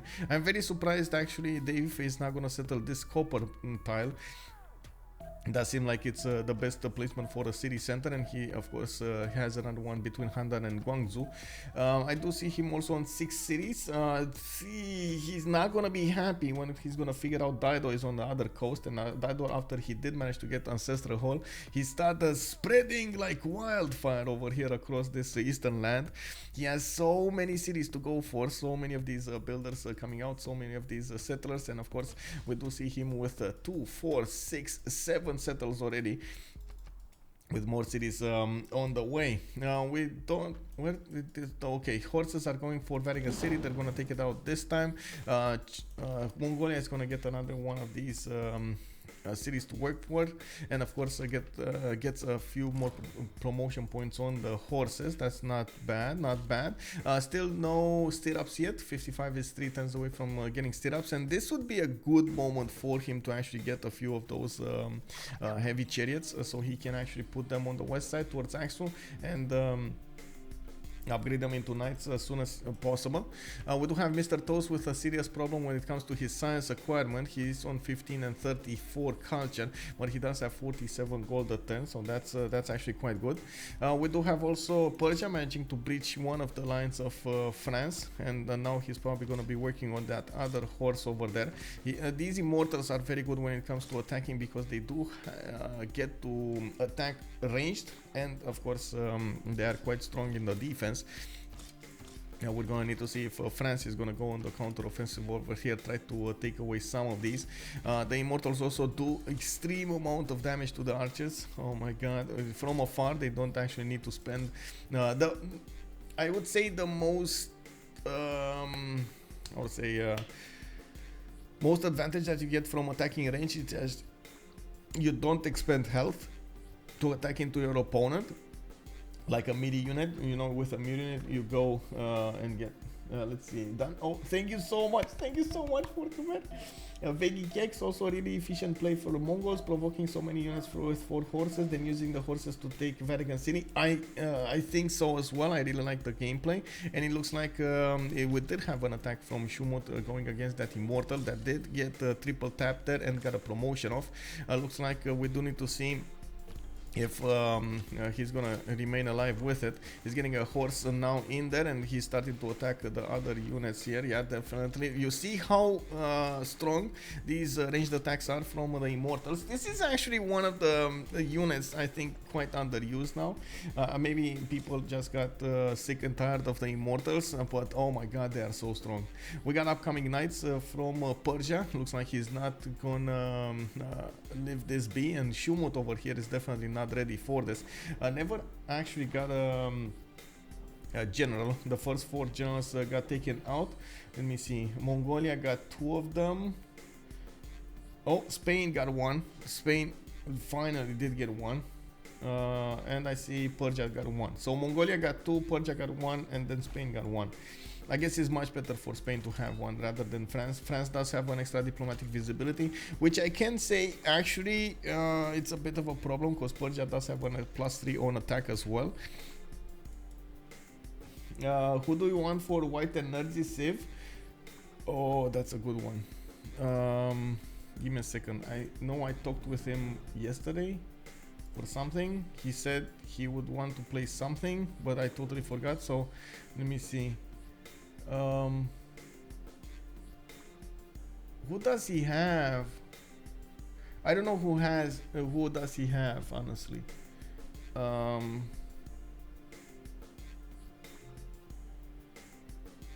Oh, Vietnam. Yeah, Vietnam. Yeah, exactly. Vietnam. Go for Vietnam. Vietnam, Mapuche, Inca. Yeah, Vietnam out of those. Please no Mapuche or Inca. I know he's going to be happy with the Inca as well, but I think Vietnam overall is the best choice. And I can explain why. They are setting the map settings for continents and islands on wet. So that means there's gonna be a lot more rainforest across the map. And I think Vietnam is the best choice for that. Is also gonna have a high probability of spawning next to me if I'm well, I hope so. I know he's a preserve memer, but Vietnam tons allow him to go preserves and a lot of culture from the beginning. So I think all in all it's good. I'm pretty sure he's not gonna get his how to say his religion going. But yeah, it is gonna be quite something. I'm pretty sure it's gonna be quite something. We'll see.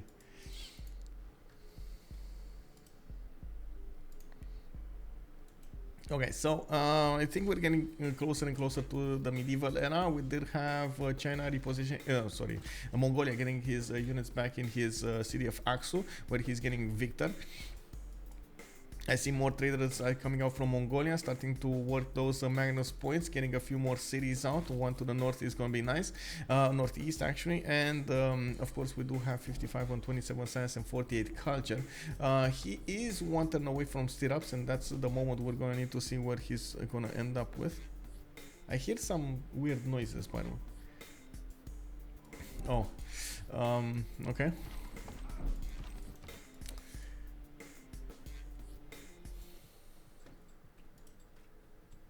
Gonna be quite interesting. Give me a second so I can figure out something. There we go. I need to definitely need to put another one of these coffees on the pot, because wow. Mr. Toast is gonna go for currency for Spain. Looks like he did put down one of those campuses next to his capital city. He did have actually a stronger one to the north. I guess he didn't want to use that one.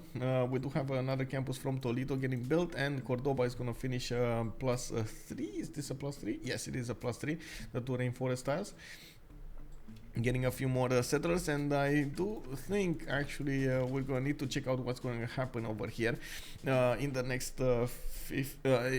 15 turns. I'm pretty sure Mongolia is going to try to do some attack moves against him, and this is going to be quite close.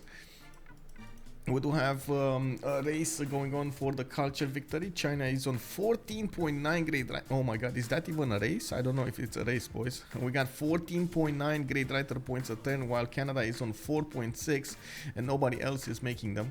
That's actually a lot of points. A lot of points. We do have in the scientist screen also 2.3. China is on Phoenicia 2.3. France is on 1. Spain on 1. That's it. In the merchant screen, it's definitely a race. We got France on 5, we got China on 54. Oh my god, he actually got projects out, and we do see he's starting to put a lot of these commercials, and of course getting the boats out on the west side. This is actually the surprise that I have. I'm certain that he's gonna need to fight Phoenicia and Persia. Persia, of course, not letting go of France, but at the same time you can see what's going on over here on the coast. DavePlays is gonna need to get a significant fleet out and try to get to how do you call it? Try to get to cartography faster than his opponent Phoenicia. I believe Phoenicia does have the significant advantage when it comes to the coast, with more production coming out from his tiles and so on. But it's a difference between actually having the bonus point, like the advantage, and actually getting that as how to say, as a win for you, capitalizing on that bonus. We do need to see Francisco, first of all, get more economy going for his allies. Second of all, get this fleet going. And from what I noticed is Dave that is at the moment running ahead with this. He's going to get a few advantages here. Quite a few galleys being built, pre-built to go on the offense. And looking at Dave, he does have 34 science with 45 culture. Not that far away from Dido's 31 and 45. And I do have to mention, Dido usually is prone towards going a free inquiry in the second era, which might put him well ahead of his opponent when it comes to cartography development. We do have them, of course, discovering civil service. So I do see, even if Mongolia did get his stirrups going, he didn't actually get any pre-builds when it comes to his knights, nor did he start building or training, I should say, those Kesheks. That's going to be quite a problem, and we do need to see when he's going to start doing so, and of course if Spain is going to be on top of this.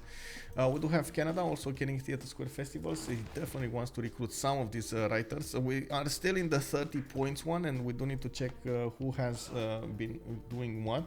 We got two of them acquired by China and one of them acquired by Canada.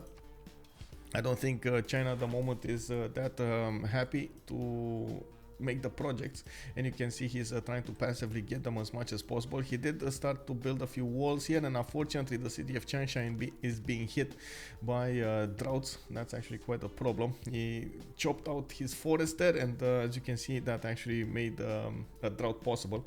We did have him finish Colosseum, which is going to give him a lot of amenities throughout his city centers. You can see how happy his citizens are. He's getting a granary here in Changsha, and of course he does need to get somehow the food in there. Michael Nuddy is oh yeah, I did read that. Did Mongolia put a city by the sea to trade with Ido? Yeah, he did get Keshker, but I don't think that's actually.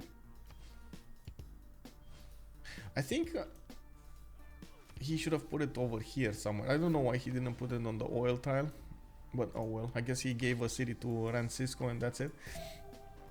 They're not really trading on the coast yet. Both of them are internal gamers here. Okay, so we got city points coming, era score coming. Let's see what's going on. We got Francisco 45, 54, 7 more turns to go there. I'm pretty sure he can try to get there. He has Mausoleum of Halikarnassus coming up in 6, has a few chops to go for, and quite a few more cities coming out. He still didn't get a point from Gobustan. He does need to get there with a settler. He didn't settle as close as needed to actually get the era score points, so I think Francisco is gonna have a golden age here. 55 is gonna need 11 more points. He's on 51 out of 62.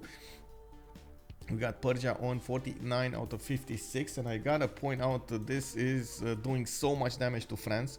He's killing quite a few units over here of the French nation, and at the same time getting the upgrade points for his immortals. He has promotions on so many of these.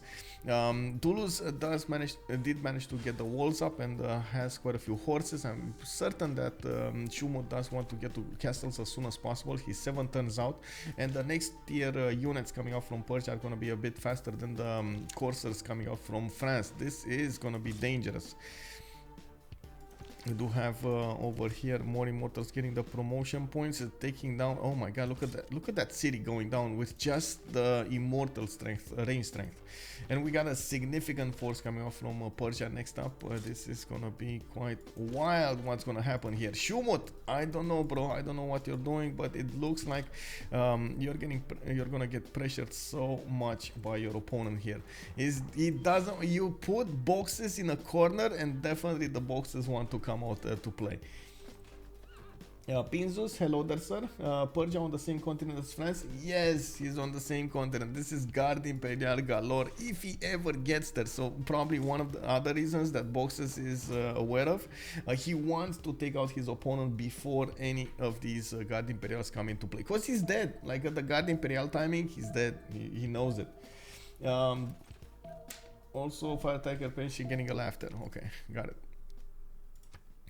In the era score screen, we do have Ondu, also on 45 out of 50. He does need to put a few more cities out, and he's gonna get that Upsurur Hollow city for the extra points. Has a Tiki Hut to actually acquire on the east side, and I do see him getting those Theater Square Festival points. Definitely they want to get these writers. With 2 coming out for China, he's gonna get another one actually for the third one, and then the next one, the upcoming one, will be Canada's. Okay, so that's those are 5 of them just taken away really quickly in the early game.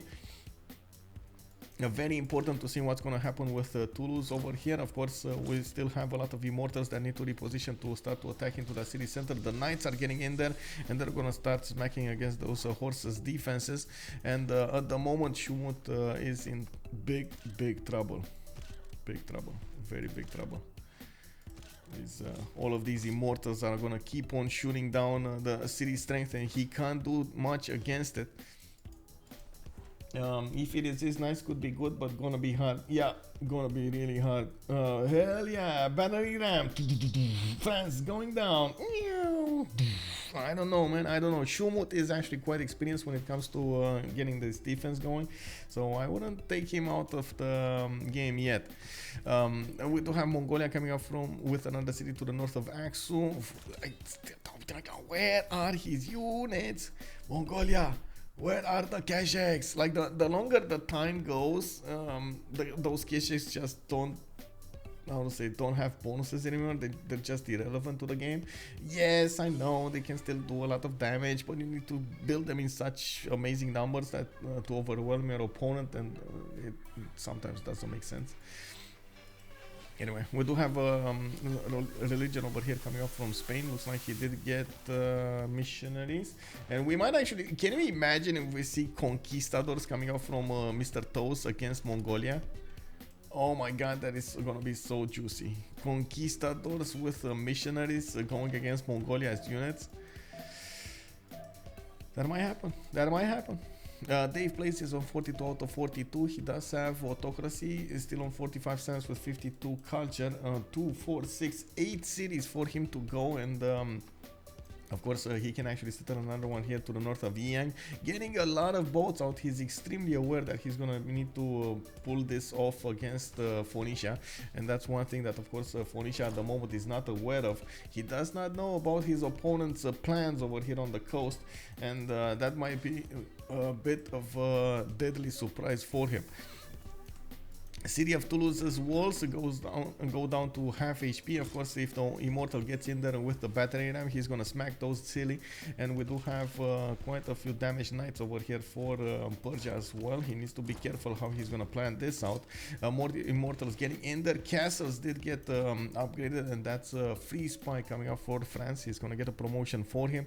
And one of the cheeky tactics that France does like to use is, of course, get spy Armand with one level, and then just casually put down Terracotta Army for a second level, which of course is gonna be amazing. Second level, extra diplomatic visibility plus a 9 on your opponents. That is gonna be significant. But anyway, in the meantime, I'm pretty sure the Boxes is not gonna get is not gonna leave Toulouse alone. He's gonna try to smack it down silly. Count as melee as well, but battering ram and one immortal must need adjacency to city. Yes, they do need to get in there. And I don't think Mongol will go Keshik push now with how Spain choke point not worth it. Medicine is telling us that we're not gonna see this awesomeness happening, but he can push through this. He can definitely push through this with the Keshiks. This is 100%. Oh, anyway, it's fine. It's fine. We do have Keshiks coming out from Kokekota.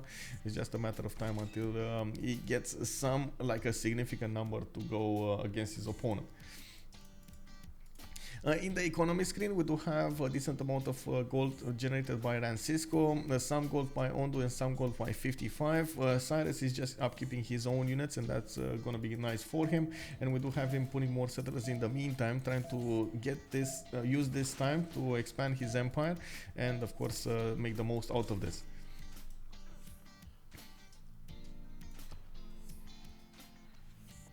We do also have Lenny, 80 points out of 60. He's gonna 100% gonna get his golden age, and Mr. Toes is on 51 out of 60, and it looks like he needs 9 more points to get there.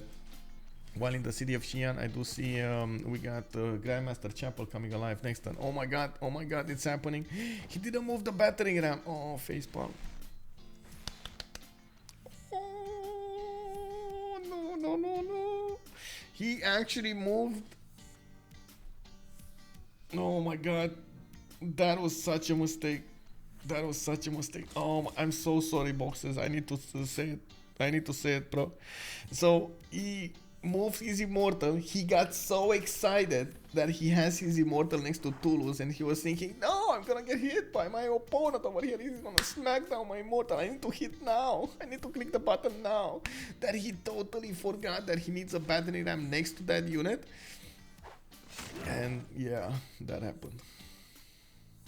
Oh well, in the meantime, we do see the counterattack coming out from Schuhmut. He did manage to upgrade a few of these courses. These are gonna be having a decent amount of strength on them, and they are starting to take down those immortals. And of course, you do see also the archers of France. Ooh, yeah, moving forward, bro. Moving forward, that is significantly worse than you were before.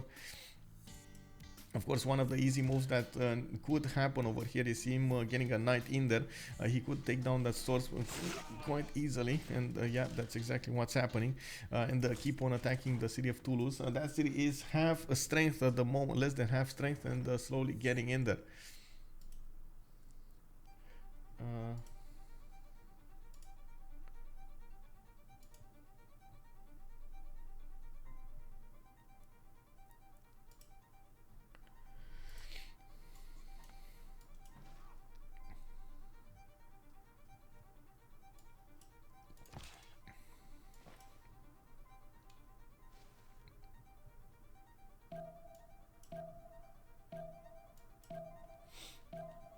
Hello there, Mr. Chair, in the CW. Yes, sir, we do have the CWC website there.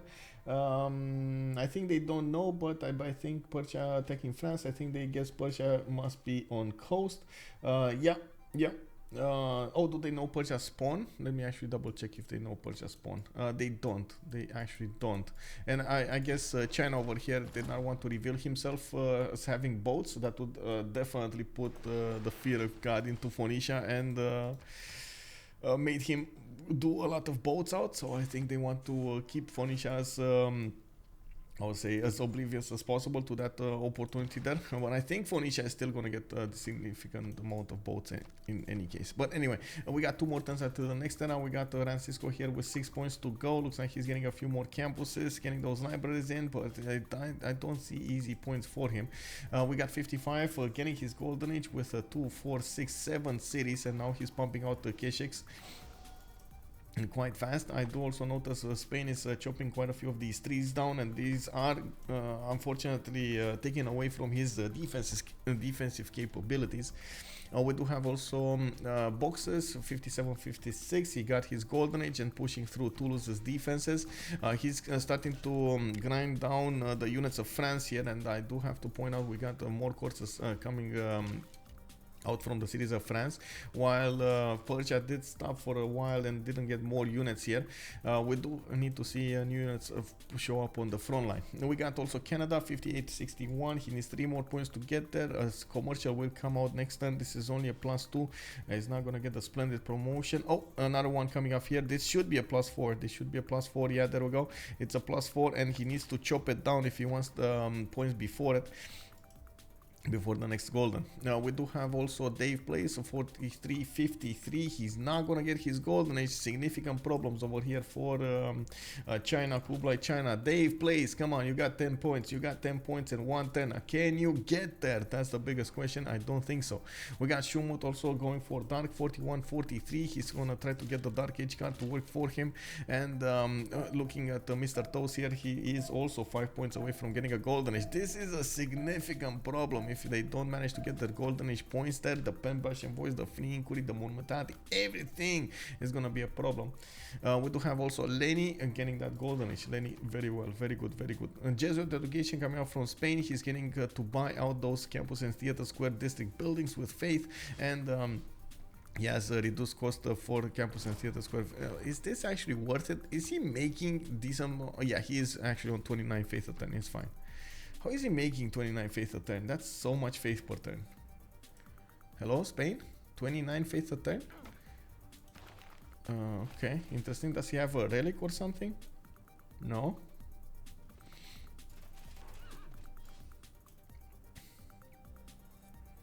Holy Site Shrines. Okay, I guess a little bit of faith from Moksha. He has tobacco, dye styles. He's getting a few missions here, but these missions are so bad, bro. So bad. Anyway, we got Keshiks coming up on the front line, and they're gonna start attacking into the spearman line soon enough. Of course, I'm pretty sure we're gonna see pikemen soon from Mr. Toes. 2 turns away from military tactics, 1 turn away from mercenaries.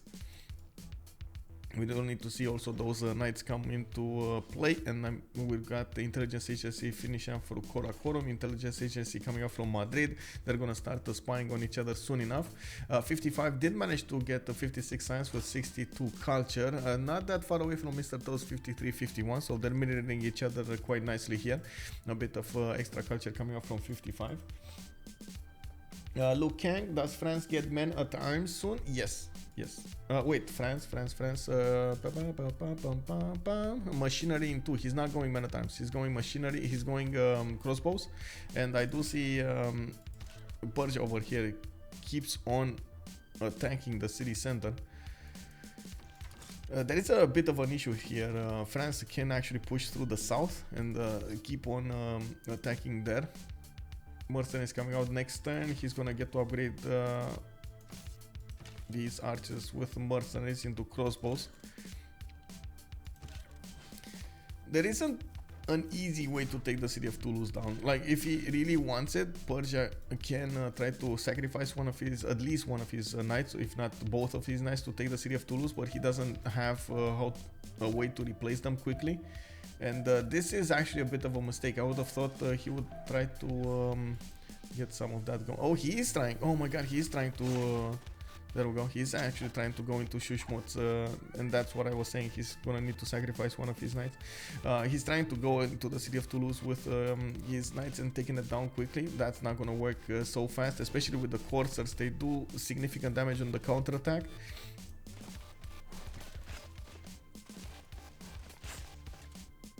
Oh. Oh my, oh my. That's a...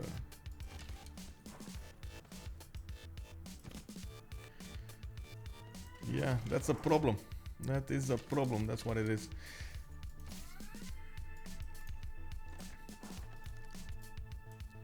Looks like Toulouse might actually go down. Persia sacrificed 2 knights to actually take out that city. It's all about this knight. If this knight actually survives next turn, the city of Toulouse is down. It's going down. It doesn't look like Schuhmut's unit, or Schuhmut has the early moves here. That's a problem. The trade routes give faith. Yes, the trade routes give faith. Oh, right. The trade routes give faith. Of Spain, right? You're talking about Spain? Spain. 2 faith a turn. How many trade routes does he have? 1, 2, 3... 4. Okay, so that's 8 faith. Okay, that's 8 faith with Mokshas 2, with 2 from the tobacco and the dice, another 2. So that's still nothing. Oh, whatever. Okay, Mongolia did start his attack runs against the Spearmen. You can see immediately after the Spearmen lose their support bonus over there. Their defense bonus, they do get attacked by these Keshiks quite hard. We do need to see a lot of them come out to play, and of course Spearmen are gonna start to upgrade into pikemen soon enough.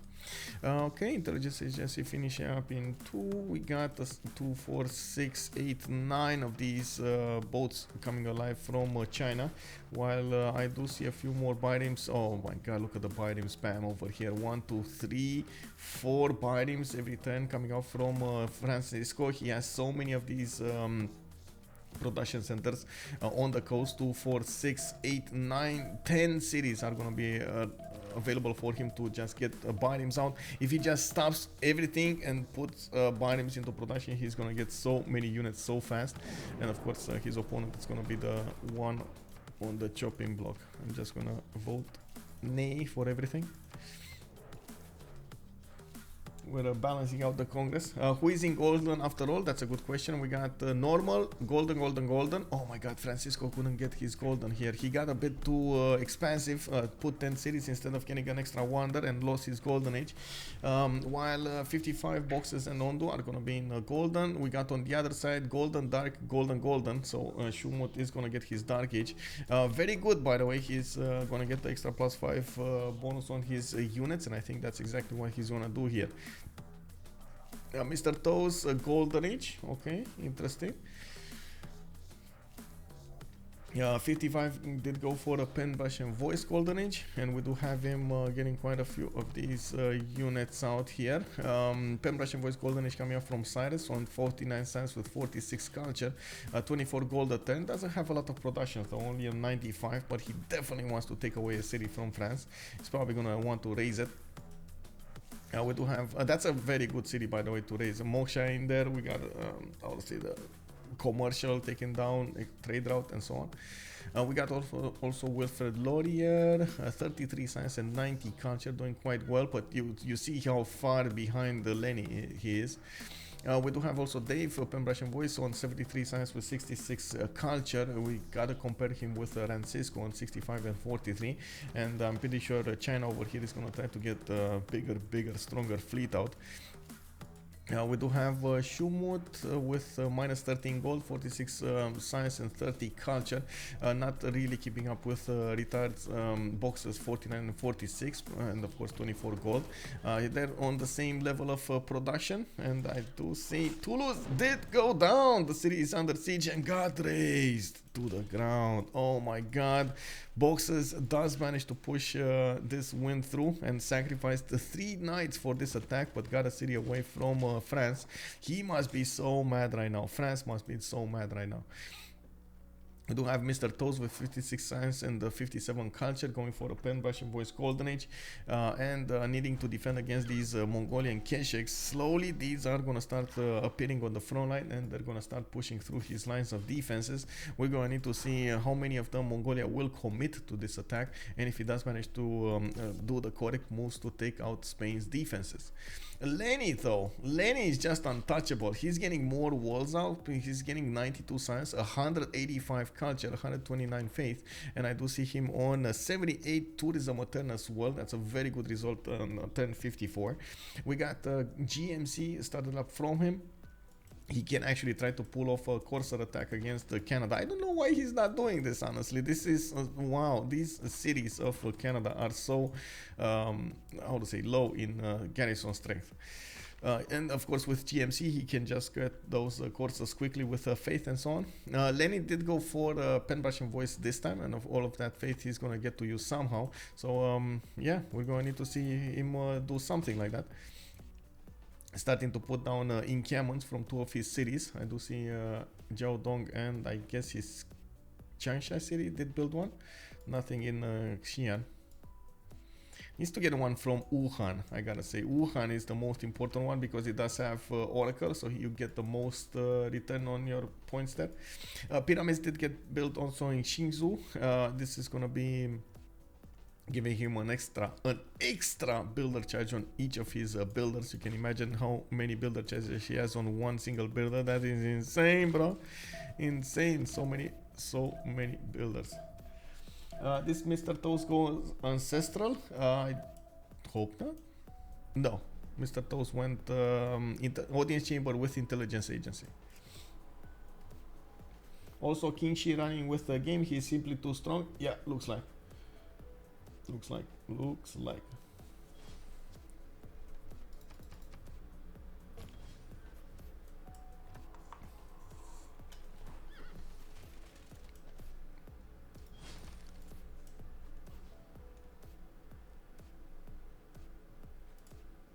Okay, so we need to see what's going to happen here, and of course how the dynamic between these armies will change. We do have a spy in Bactri. That's the city of Persia, and we do see these Corsairs do benefit from +6 intel opponents movements and an extra +5. That's even without the general. He doesn't have a general, and he didn't have a general for some time now. That was so problematic. We do have him needing to repair a few units, heal back his units, and I do see him getting these crossbows out. I'm really curious how Persia is going to try to pull off the next attack. I do see him getting a few more immortals down and build from his cities. He did manage to get, I would say, to another city here, Sparta. But I'm a bit conflicted about this. I wouldn't have thought, honestly, Schuhmut is going to lose that city there. He does have, as you can see, a serious problem with his culture because he lost his Moksha city. He needs to reposition Moksha somewhere else, probably in the city of Neo, to get back that culture over there. That's at least 5, 6 culture that he lost, not to mention the extra percentage that he had in there. We also see him needing a lot more science, and even if he thinks he wants to go guard Imperials, oh man, that's gonna be so late. Military science is gonna be something way out of the box over here for Schuhmut. We do need to see also the upcoming attack from Mongolia. Slowly he is tearing down the defenses here, and you can see even the two Kesheks are starting to slowly grind down the pikeman strength. Usually what you do is put as many of those units, even if they're close enough to the pikemen to counter-attack. You don't actually see a lot of pikemen counter-attacking into the Kesheks because even if they do a lot of damage, they lose their ability to promote, and the second they lose that ability, they are extremely weak. Or that's a weakness, I guess. We can call it out a weakness. Oh, there we go. We got the courses coming out from Changsha. I was thinking this might be a possibility, and looks like it's coming out. DavePlays is gonna get cartography also next turn. We're gonna see all of these boats get promoted into caravels, and I gotta say, this Phoenician fleet is gonna be so strong for him to take out. This is balanced. I gotta say this. Except Lenny, who's definitely running away with the cultured victory, this all over the place, this is relatively balanced. Like Boxes managed to get a balanced attack against France. Lenny, DavePlays is gonna have a run for his money against Phoenicia. He maybe is gonna try to attack Persia from the south, but can't really take cities because Phoenicia is gonna be there and stop him from doing that. So against a stalemate over here. We do have Spain fighting off Mongolian units, and they're definitely gonna need to get stronger over here if he wants to defend against this onslaught. We got Mongolia putting as much production as possible into these units, and it looks like there is a request for a break next turn. We do need to see also how they're gonna do their defenses, and the thing is, if Lenny gets a good attack against Canada, he might actually pressure him hard enough to not allow him to get defense going. You can see at the moment Lenny is 3 out of 26, and 55 is actually, wow, 55 is the one defending this. What? With Ondu's 121, can you imagine how many of those civic boosts 55 did manage to get? Unbelievable. Anyway, we got China over here getting as soon as possible those units out, those courses to the north, and he is trying to get the general for them as well. It's just gonna take a little time and probably a few projects, at least one project over here to get Timur. Bohican Monkey, yes sir, it is Pangea map. We actually have it on the screen right below my camera over there. Lassie Serpe, hey, good morning sir. Also, I just noticed, by the way, in the chat, how are you doing this morning, sir? I think this is the first time Mr. Toast ever went audience. I think his teammates just told him there is another first government building than a stress. Wait, really? This was the big reveal over here? And you know, it's written, okay, they cakes maybe died over commits here. I don't think they scouted that there are only 2 cities to take on the coast. Yeah, they didn't. They did not scout us. They don't know about this happening.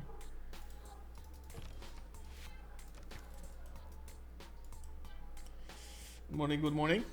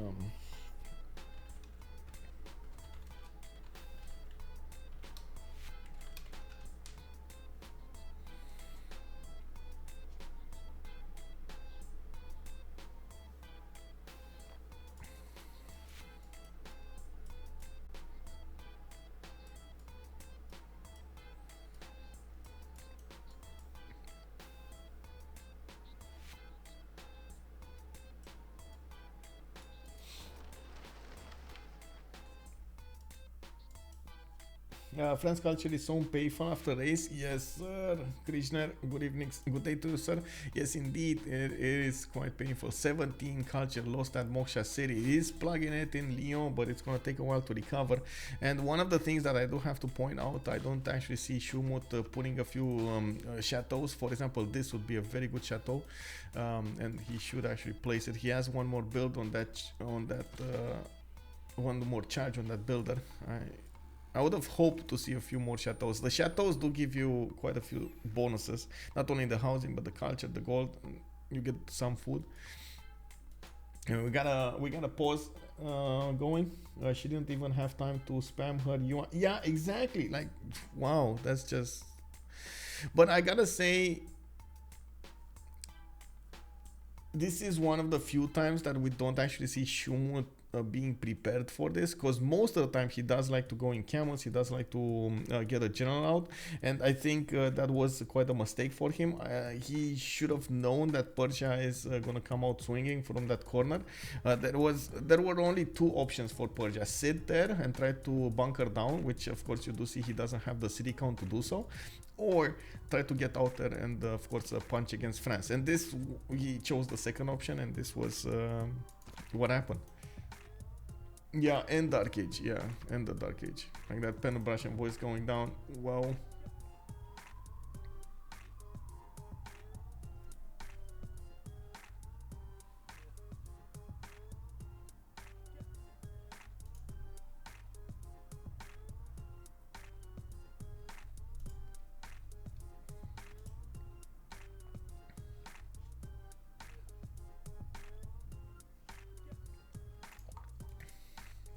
Give me a second so I can get something.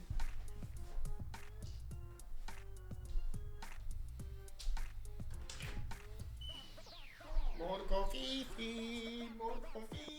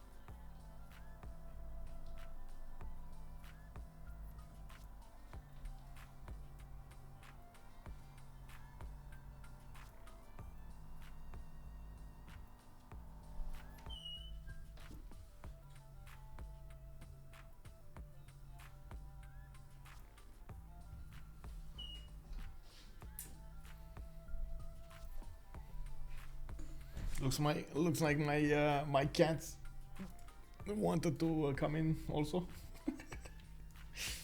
They're trying to figure out, okay, what's going on outside. We see a lot of birds. Yeah, we see a lot of birds. This is the time of the year in which a lot of crows do sit on the buildings. And when I say a lot of crows, I mean like thousands. There are like so many of them. They're like on every branch you see like multiple crows or something like that. I don't. Actually, I should. I don't know if I can take a quick picture and show you.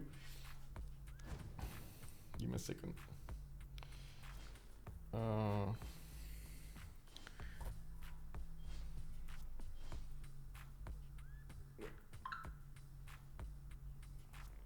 Okay, there we go.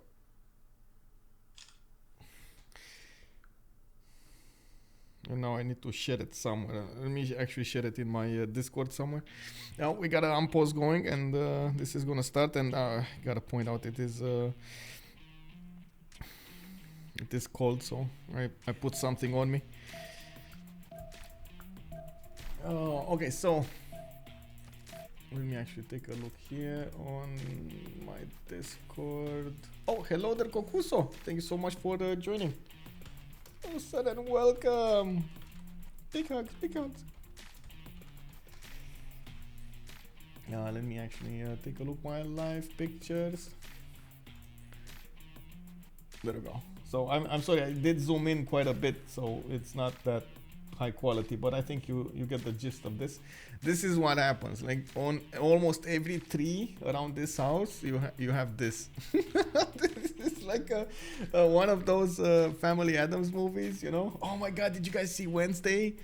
Oh, bro, it's out on Netflix on Wednesday. It's amazing. You gotta see it. You really gotta see that movie. It's amazing. We need to take a look at the things happening over here in the next part of the game. We do have China coming up with Qin Shi. He is gonna get that fleet out, and looks like we do have harbor shipping projects coming up over here.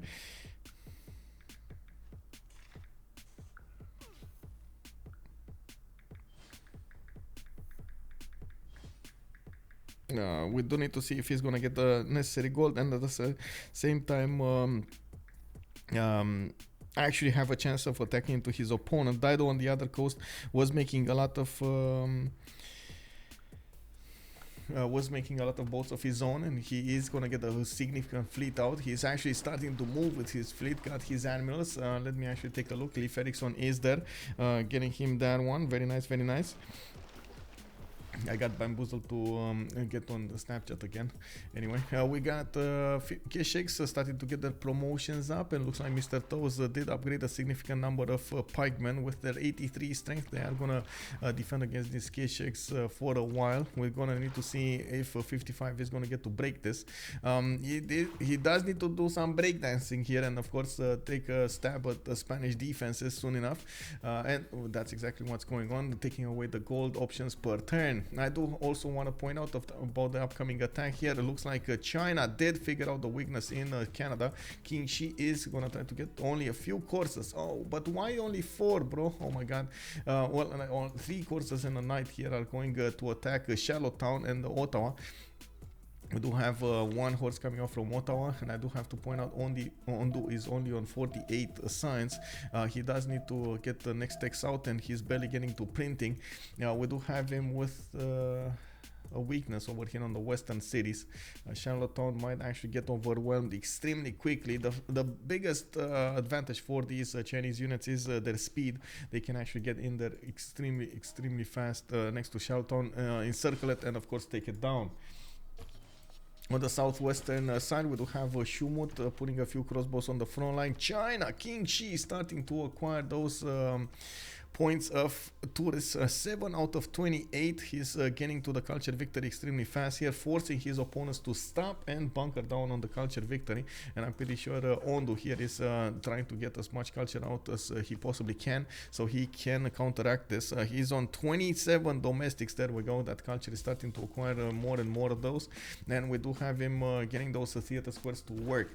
He was forced also get a lot of projects out. China is Qin Shi, of course, so he's on 17 grade writer points a turn, while Canada is barely on 9. That is a significant difference between them. We do also need to take a look over here on Lenny's units. Is he going Charlottetown or is he going Buenos Aires?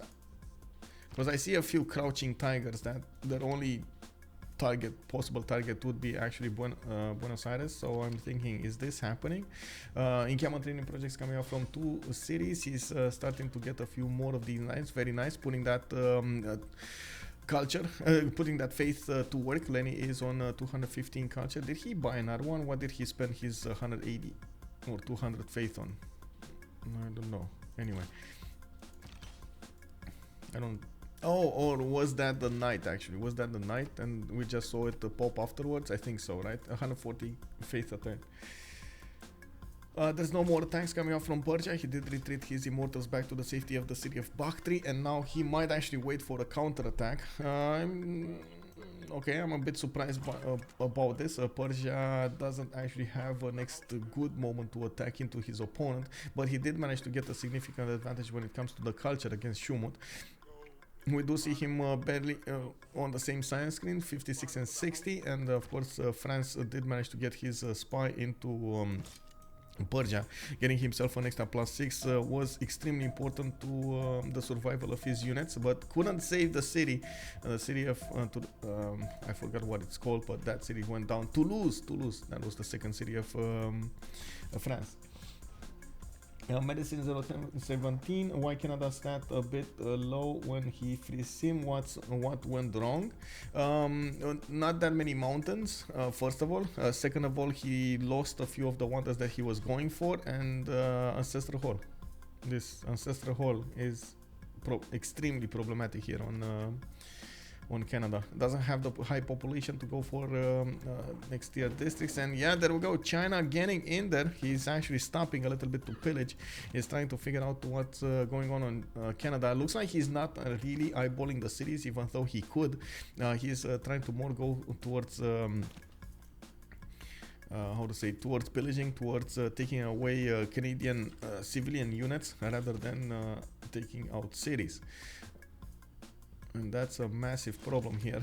Canada needs to get these horses promoted into coursers, otherwise they're not going to be a good match for the Chinese units. And of course China putting pressure on the one defending him from a culture victory is going to allow him to actually push some more. He's getting his art museums from his main cities at Wuhan, Xi'an, and I do see universities coming up from his other ones, building a bigger and bigger army. It's going to be good as well.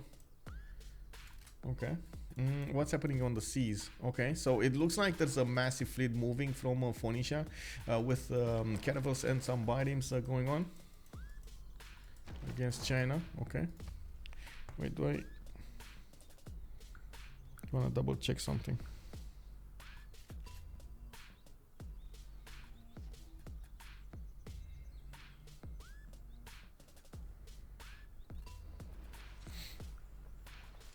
Yep.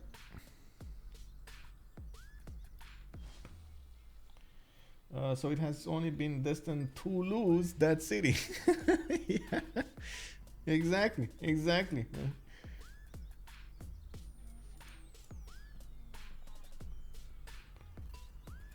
Well, we do have a foreign ministry coming up from Tyre. Looks like libraries coming up from Burnt. Phoenicia is gaining more and more stats, even if he's not in a golden age. 104 science with 62 culture, 140 gold a turn. He's doing quite well in most stats. Dave does have 64 gold. Mr. Toes is on 51, and Lenny does get the gold for himself as well. We do have more of these Mongolian Kesheks starting to get in there, and it looks like, yeah, they are starting to breach the defenses in the south. 55 does have a significant advantage when it comes to attacking into these pikemen with a +6 attack strength. He did manage to get that spy in there. Wait, where is the Spanish spy? I'm pretty sure Spain had a spy. Yeah, he does have a spy. Okay, that's weird. Okay, and of course he's starting to get a few pillages now. I don't know why Mr. Toes let that, gave that actually tile, but oh well, it is what it is. We do need to see these Kesheks start to attack with the next tier promotions, and slowly but surely he's probably gonna grind away these pikemen. Yeah, that's usually what happens with the Keshiks. You just keep on attacking and attacking and attacking and attacking, and at some point your opponent breaks. We do have Chinese units, the courses getting in there, and they did find out about Charlottetown's weakness. Unfortunately, since he didn't actually go and focus his efforts into one single city, he's just going to be a wrecking ball throughout the empire of China. He's not going to manage to delete any of the cities of Canada. I think Ondu over here is trying to also get his own knights out, trying to get that stronger unit going, and of course you do see castles coming out next turn with mercenaries. He's gonna get to upgrade these horses into coursers and put them on the front line. Where Terracotta Army? That's a very good question. 4 turns out, Karakorum is gonna get Terracotta Army. Oh, hello bro. Oh, what are you doing? I guess you guys know Zoro. This is Zoro. Hello, cat stream. Hello. Just wants to be pet. We do have, okay, Mongolia getting counterattacked by those crossbows. Looks like they are taking a good chunk of the Keshik strength along with them. And this is why I was saying that it's a bit too late to attack with these units. But I do understand he wanted to get a bit of sim going. 55 does have 88 science with 78 culture. He's on 35 gold a turn as well. He does have a significant production, 167 versus Mr. Toes of 157. That's actually quite surprising that he's less productive than his opponent here, especially on Spain. Usually you do see Spain a very, very productive nation with those in double internal trade routes. I guess Magnus was just, no, it's giving him a lot of good trade routes. I don't know what's going on. We do have also China coming up over here with more of these knights coming up from Jiaodong, Changsha, and Xi'an. Getting those art museums is going to allow him to put great artist works there, and of course we do see China coming here. What's up, bro? Yeah. Okay, Leni getting in there. We do have these Chinese heavy chariots also starting to come out. Looks like China just wants to get the gold away from his opponent, and of course get the production from the mines, forcing him to rebuild those tiles. Okay, I just hope my cat doesn't actually sit on the mouse. This is hostile takeover, guys. Hostile takeover. No, get out of here, bro. What is this? Hostile takeover. I'm calling it now. I'm getting... Bro. Oh my god, I'm so sorry. Will each spy stack and plus give one diplomatic visibility? No, it's just once actually. If you get the same missions, it's just once. Yeah, how old is my cat from the whisker? Must be a bit old. Is around 5 years old. Michael got yeah, I got pussy bombed. it is what it is. Am I not? So I'm not used to these early streams. Yeah, hello there, guten Tag, Salty Gaming Better. How are you doing, man? You see, I got distracted over here. Give me a second.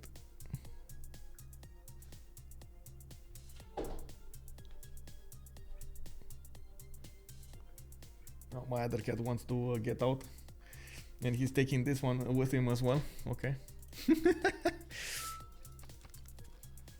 Wait, one sec. Let me let them out.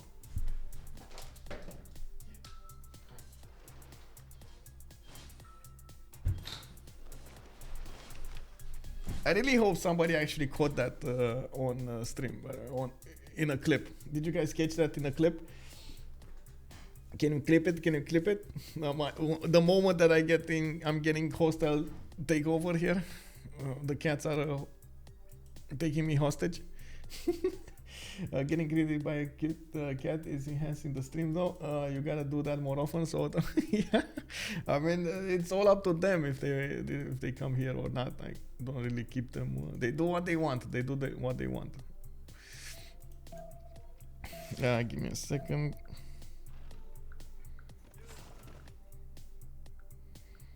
I did receive one message, so I don't need to check it. Okay, France coming up with an upcoming attack against Persia. You do see he's doing a lot of damage coming up against his opponent over here on this.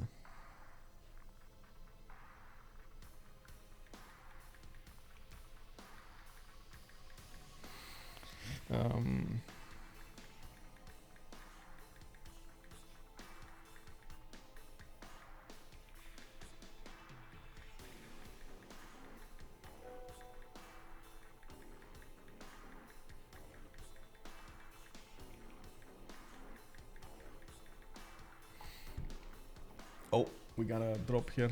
Francisco, where are you going, bro? Anyway, we'll see.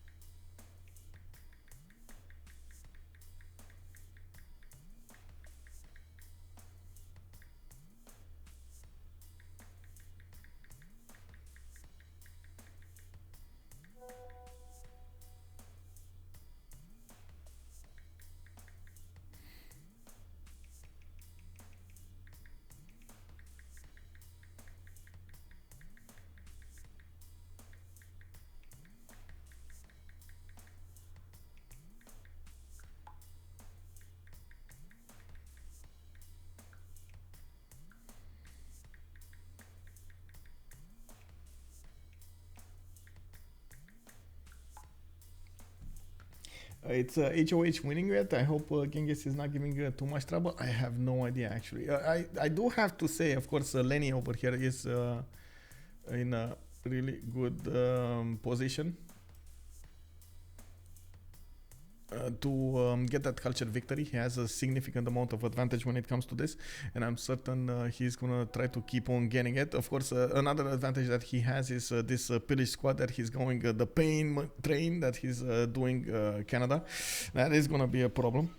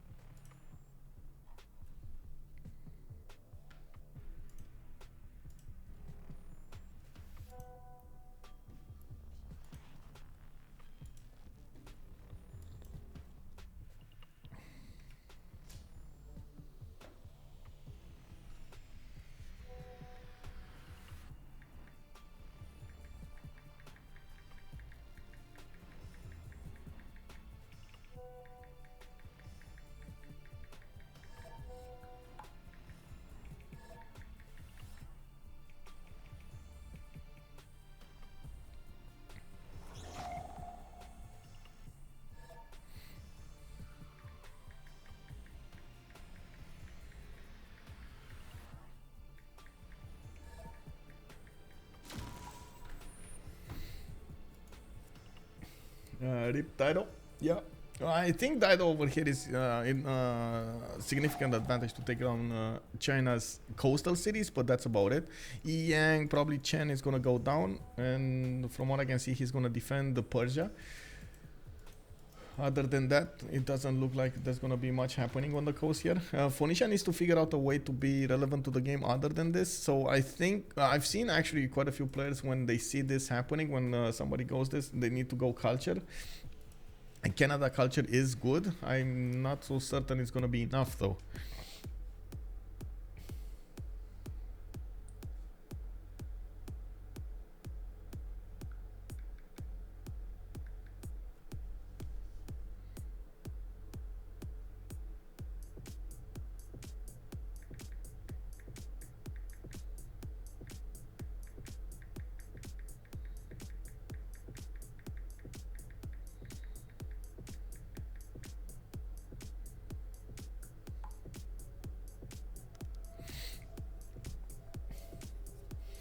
Curix, hello there, sir. Do they have to name the series with the team name? Is that a rule? No, but it's actually a mod that allows us to do that. At the beginning of the game, when we do set the labels for the teams, the mod automatically renames their series, like puts a how do you call it? Prefix. I think prefix, right? It's prefix.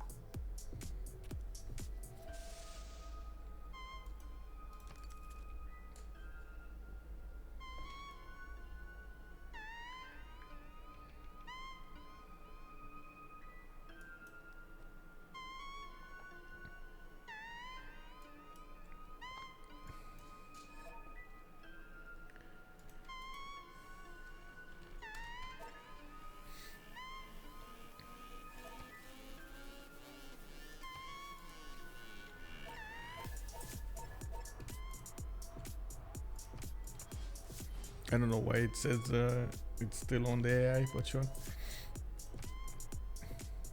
We got everybody, yeah? We got everybody. Okay. Prefix comes before, suffix after. Yeah, so I did say it right. Okay.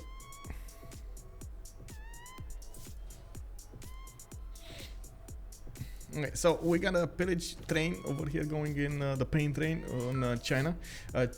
China is trying to do as much damage against his opponent.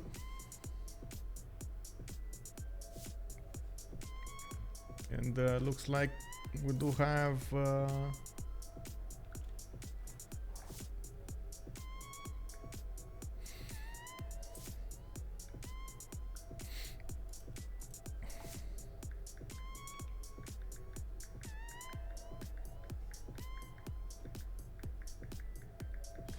it looks like we do need to see how many gold points he's gonna get from this pillage maneuver he has. I do see a new line of units coming up here, and these are going to be much stronger if he does manage to get to, for example, cuirassiers, which he is going to get next turn. He's going to have extremely strong units to go against Canada, and this is going to be a significant problem for Canada to defend against. And with only knights, I do believe Ondu is going to have a serious issue. You know, Ondu is barely getting these knights out, and he's gonna have so much science to discover to actually go for the next era. And from what I can see, actually, Lenny did figure out this is the weakness of the Canadian Empire, and now he's gonna try to put that next attack going. Looking at this, we do have Mongolia coming up over here. Looks like he keeps on attacking his opponent, forcing Spain to put more gold points on his defense. And of course, we do need to see over here Mr. Toes get that science going. He did manage to get now a significant advantage against his opponent. Retired from China, 55 is on 80 science, while Mr. Toes is on 123. They're both in the same culture area, 74 versus 75. Looking at this, we do have on the coast this war starting to come out from Phoenicia going against China. Looks like we do have China trying to get some defensive catapults and of course trebuchets on the coast, so he does help out his catapults to stay alive. We don't have yet frigates coming around from Phoenicia, and that's a unit that he definitely needs to get there.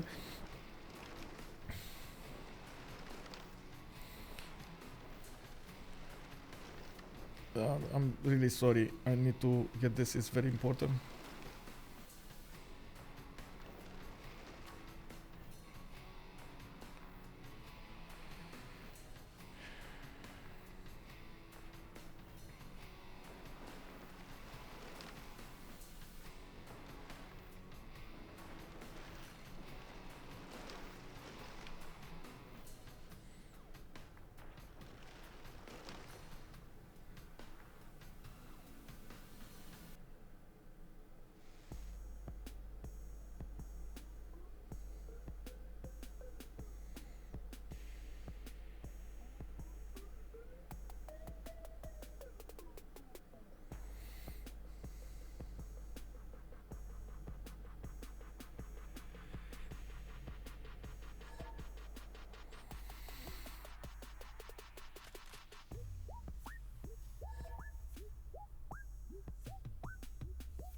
Okay. Okay, then there we go. They need to enter. We do need to see what France is gonna do here. Looks like he's getting right next, close and personal to Bactri, and I do see France. I don't think he's actually gonna take cities. He doesn't have a lot of strength, or maybe let's see what he's gonna do with the crossbows. If the crossbows getting there and do the necessary damage, this is gonna be significant. Other than this, we do have Bactri with the possibility to, yeah, I think actually he can attack this. Oh my god, he can do the damage here. It would have been nice if the Corsair was in actual range of that general, but I think he can definitely put it on the assault mine and try to do this. It's 1, 2, 3. Oh, he can. He can't. No, he can't. Actually, it's 2, 4, 5. He's only gonna move it on the assault mine, and that's it. And he did get first moved over here. Only 2 Corsairs can attack into the city center. That's not gonna work, and it looks like another one of the Corsairs might actually go down. Yeah, there we go. He did go down. So only 2 Corsairs remaining. Schuhmut's not having the ability to first move attack. That's quite problematic.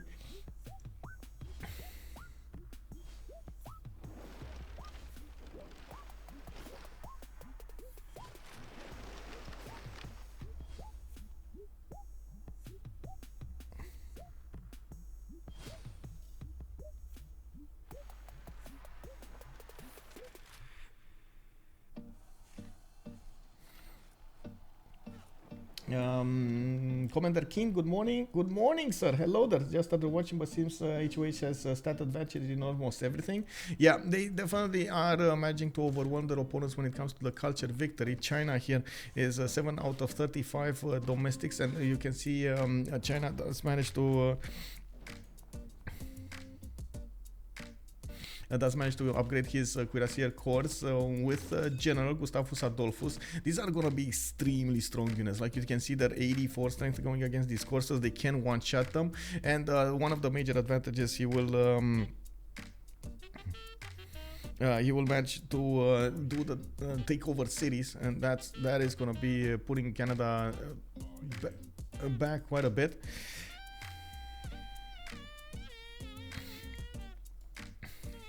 It looks like also Bolshoi Theater coming alive from Xi'an. Isodor of Miletus is going to help that production up. And it looks like we got campuses coming up from Taiwan. We do have China with a significant problem. The other China, of course, Kublai on the west side. We do have to see when he's going to upgrade these trebuchets into bombards. Those are going to be the correct units.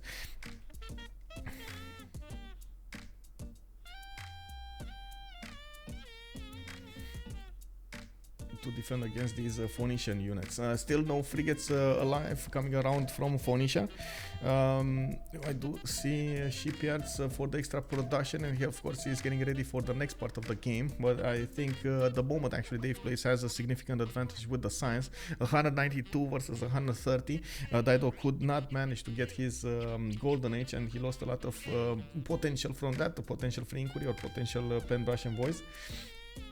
The upcoming attack from China might actually be setting the tone for the next part of the game. Canada is going to be on the receiving end of all of those units, and it looks like he only has knights to defend. Looking at the tech side here, Ondu is on 54 science, and he's barely 3 times away from gunpowder. The good unit to use, or the good technology over here to defend himself with, is going to be ballistics. So that's going to be very far away in the future.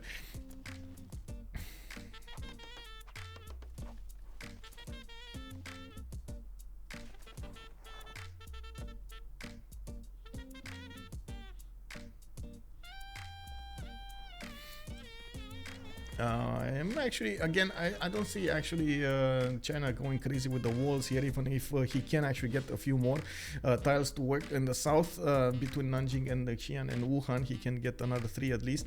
It definitely is not a priority by the looks of it.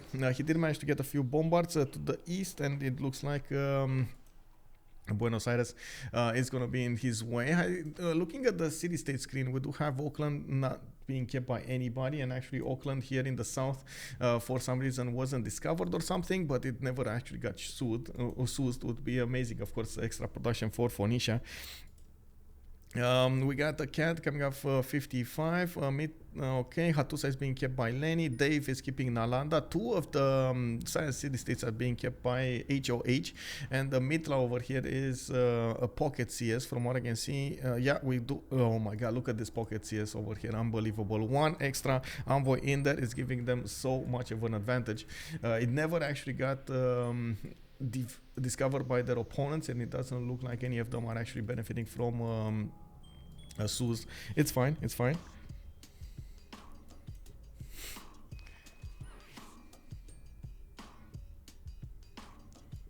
Okay, art museums. Ondu is, oh my god, he's Ondu over here is being caught between a rock and a hard place. First of all, he needs to get the defense going for the culture victory, because otherwise Lenny is just gonna go crazy with it, with those internals. And on the other side, he needs to defend himself against China, against Lenny, who's attacking him with so many strong units, and he can't get those units online fast enough.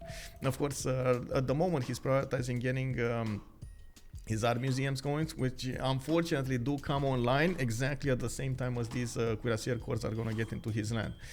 We don't have Mongolia getting in Spanish land fast enough, but he is managing to do significant damage.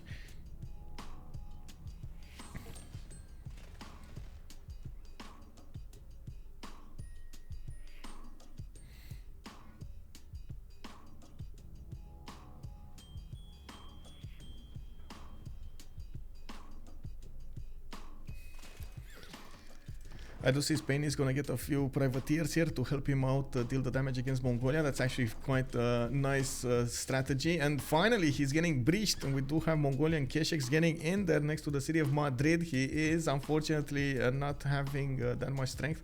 He needs the walls up in Cordoba and Madrid, and of course he does need more of these units.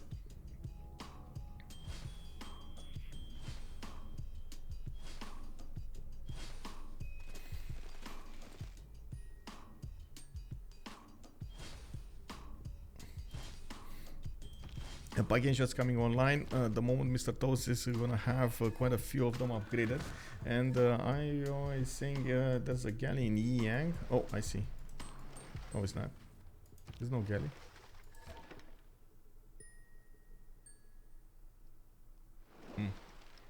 Whatever. There was no galley. Whatever. Anyway, we got the military engineers coming up over here, and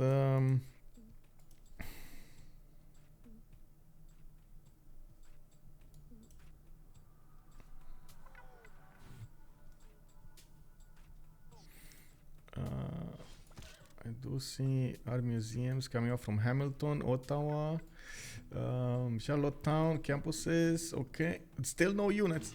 This is a major problem. Of course, when China is going to get in there, he's going to do so much damage so fast. I don't think Canada's going to know what hit him. Now with Conquistadors coming online, and at the same time Piking shots, I'm pretty sure it's going to be much easier for him to defend. These Kesheks do still deal a lot of damage against even the Piking shots, with 71 strength against the 80 of the Piking shot, but still on the counter attack, I'm pretty sure these Piking shots can do massive damage as well. I'm a bit surprised he's not actually sometimes counter attacking, but the biggest issue is strength in numbers for 55, and that's one of the reasons Spain has problems here. He needs an insane amount of units to defend against these Kesheks and try to keep them as much as possible in back line.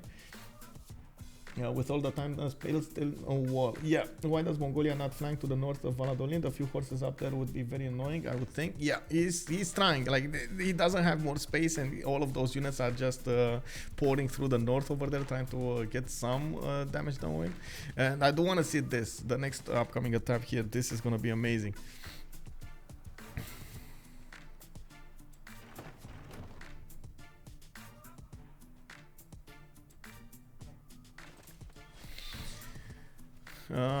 Okay, Canada.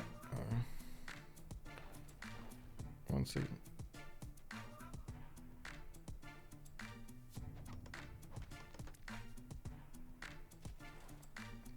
Actually, you know what?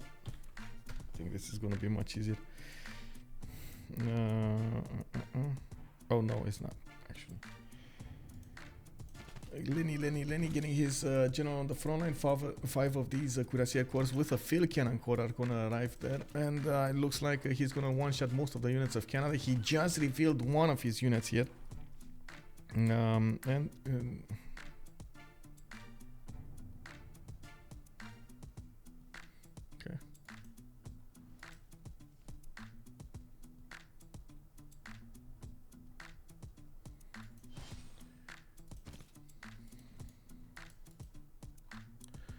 Bolshoi Theater.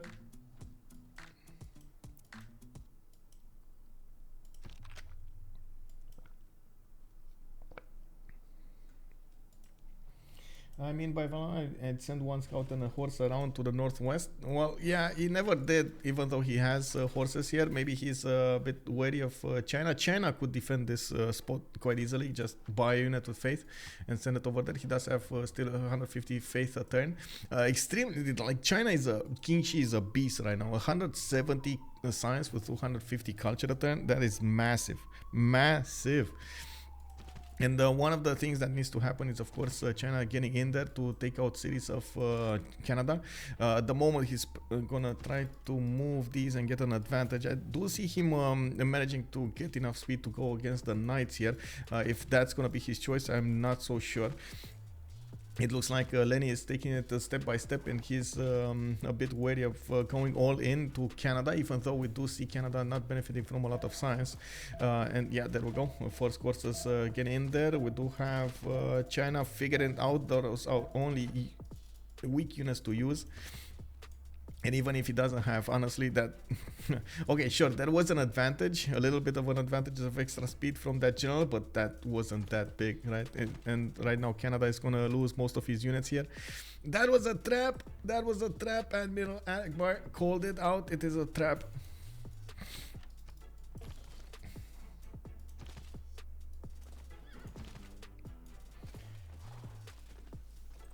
Okay, we do need to see what's going on here. China getting in there. Okay, Hamilton finishing up the walls next turn. We've got Charlottetown also 2 turns away from getting the walls up, and all of these cuirassiers are building a line, and there we go, slowly taking out, oh my god, one-shotting all of the units of Canada. This is such a big problem, and I'm sure Canada right now is so many alarms are starting to ring in Canada's line of defense. Mongolia is also breaching the defenses of Spain. Now we see walls going up in Cordoba. We got field cannons also getting upgraded here. Very strong units to defend even against the Kesheks. He needs to be careful with the number and the position of them, of course, not to get too many of them in the range of these Kesheks, because they do take them down.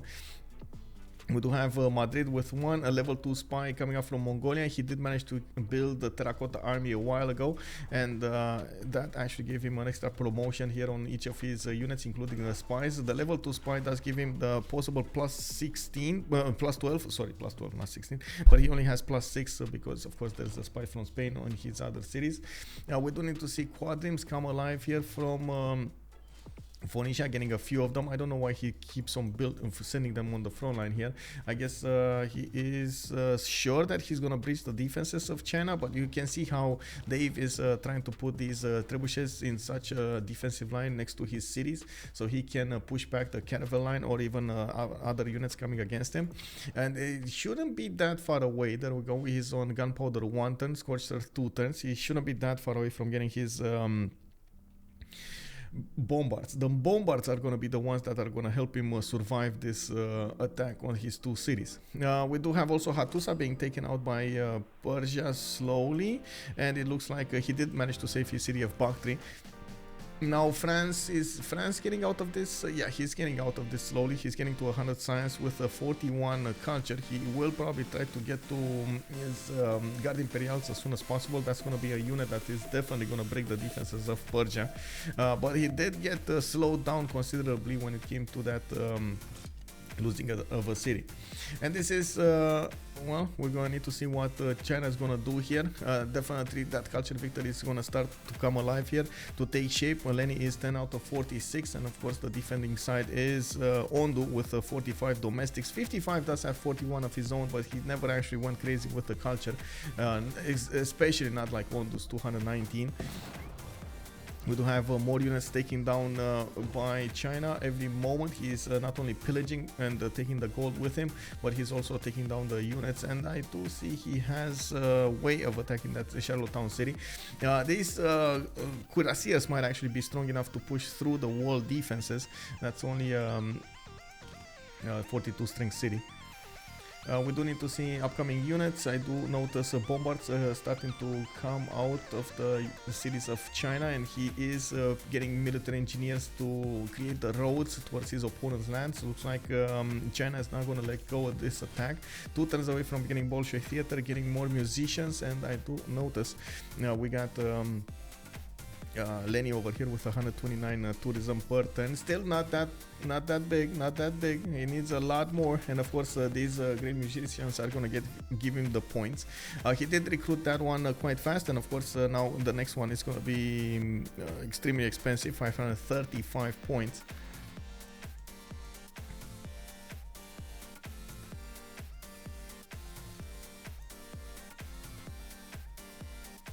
Why is Pale still not moving? Victor would have made defense a lot easier. Spain.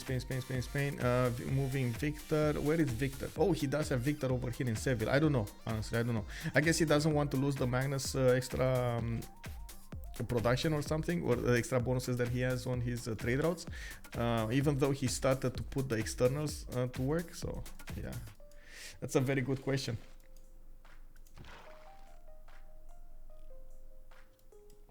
He doesn't consider it valuable enough, I guess.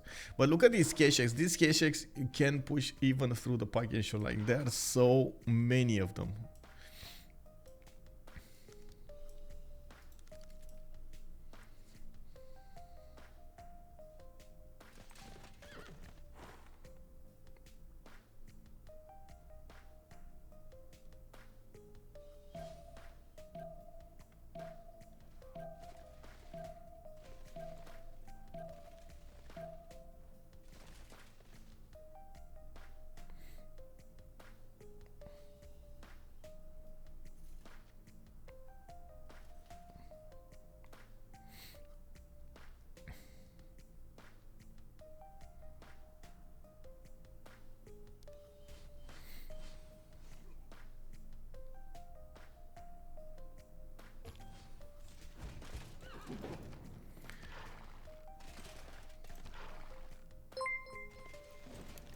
Hey, Roman 18 Broccoli 1122. Thank you so much for the follow, sir, and cheers.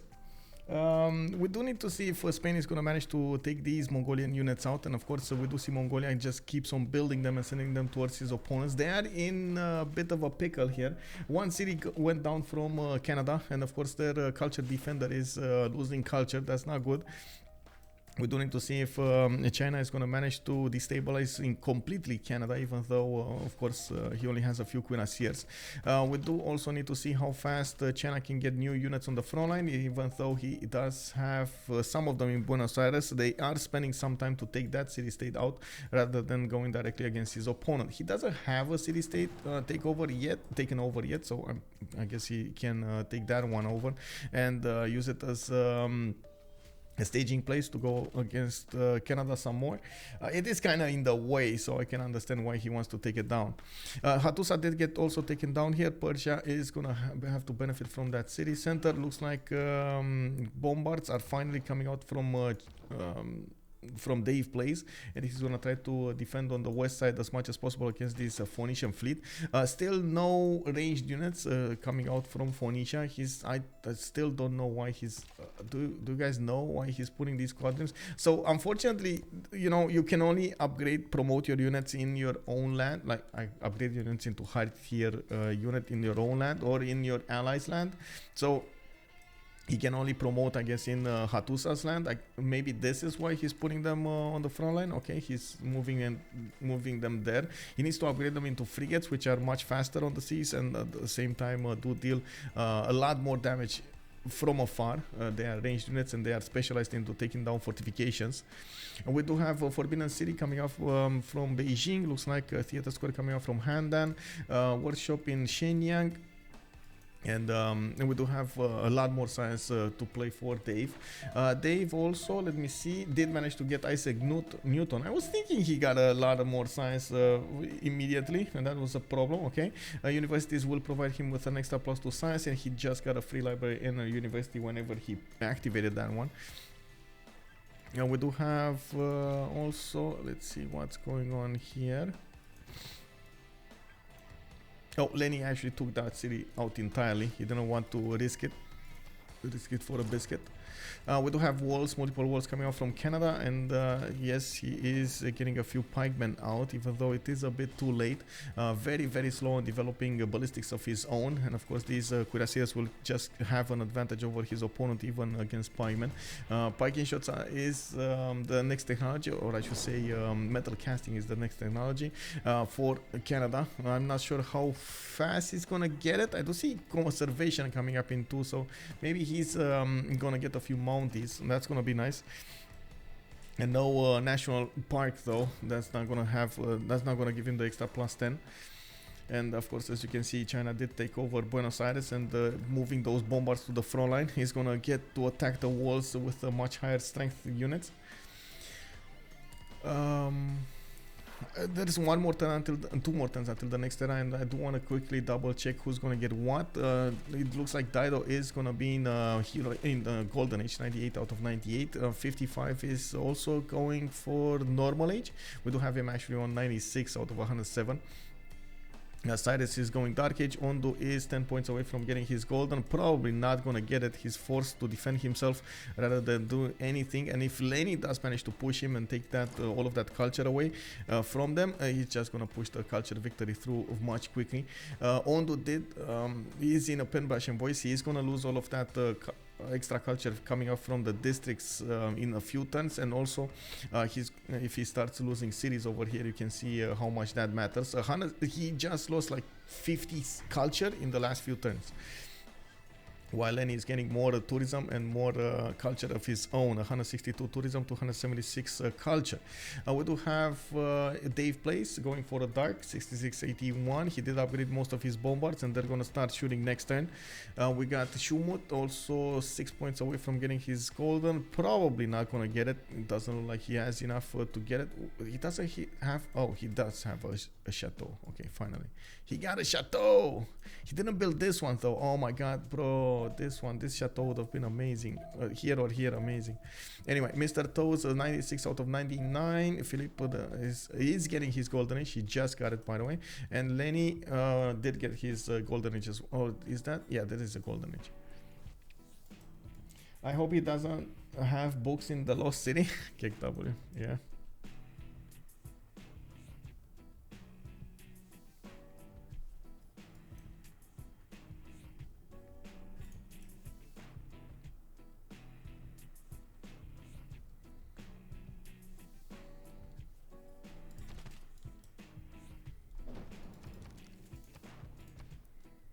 $14 out of 53. Lenny is starting to get in.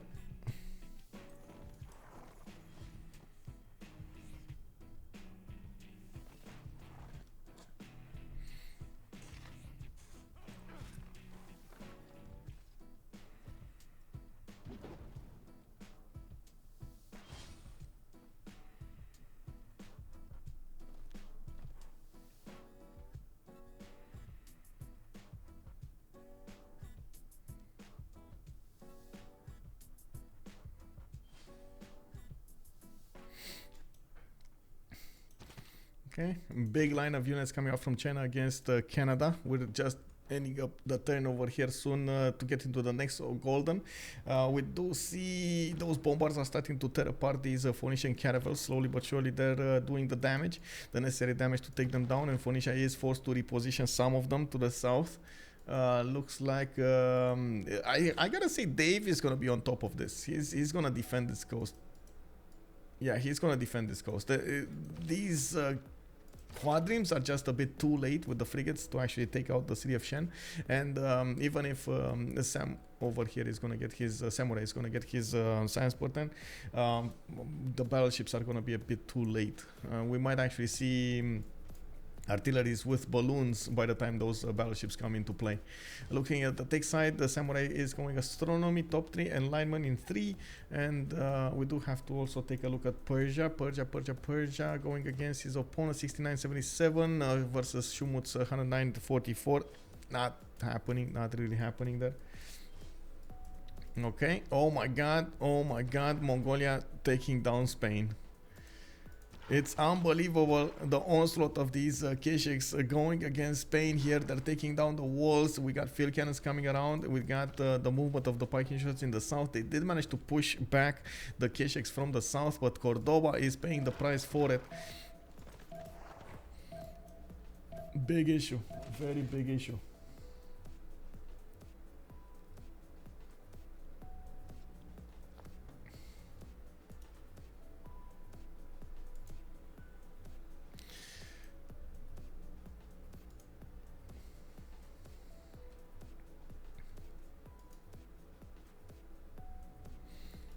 Okay, we got Buenos Aires coming around here. I see this turn is going to be quite important to see what China is going to do, how he is going to plan this out. We do see he's starting to take out the units next to Hamilton, and slowly but surely these Sears are getting in there. We do have Canada coming around over here with quite a few of these ice hockey that he's gonna lose, and we do need to see more of these units come out of the city. Oh my god, even with so many pikemen coming out, it's still a bit too late. He's gonna need to defend with piking shots against this. Oh, we got 5 drop the subs over here. Thank you so much, King Zilo. Clue the second Jack Ice Tube. We got Random Brian Burn. We got I Am Boss also getting a tier 1. Thank you so much, Anonymous. Thank you, sir. Much appreciated. Oh my god, made my day. Thank you so much. Looking at what's going on, we got China trying to get in there with how to say, with all of those units. More of these bombards are on the way, and they're gonna tear apart the defenses. Even if Pakistans are starting to get upgraded here in Canada's land, it's gonna be a serious problem using them. I'm pretty sure these cuirassier armies can actually tear them apart, especially with the initial attacks coming off from the field cannons and of course the bombards. We do have military engineers building those roads to the front line, and he's gonna get a faster resupply line. That's gonna be massively important. Cuirassiers starting to come up here. Looks like a campus from Xi'an, and looking at the culture screen, Lenny is 14 out of 55. Now with the drop of the pen Russian voice, you do see Ondu is only on 151 culture and 169 production, losing probably another few cities in the next 5 to 10 turns. Now, is Cordoba gonna go down? That's a 74 strength city with a line infantry in it, and these Keshiks do still deal significant damage against it, and they're turning it down. The disrespect or confidence from Spain not swapping Victor. Yeah, I don't know why Victor is still in Seville. Honestly, I don't know why it's still there. I don't know why he never actually put it in Cordoba or Madrid. Cordoba would have been the prime location for it, right? I guess he totally forgot about it. I overlooked that option or something. It happens.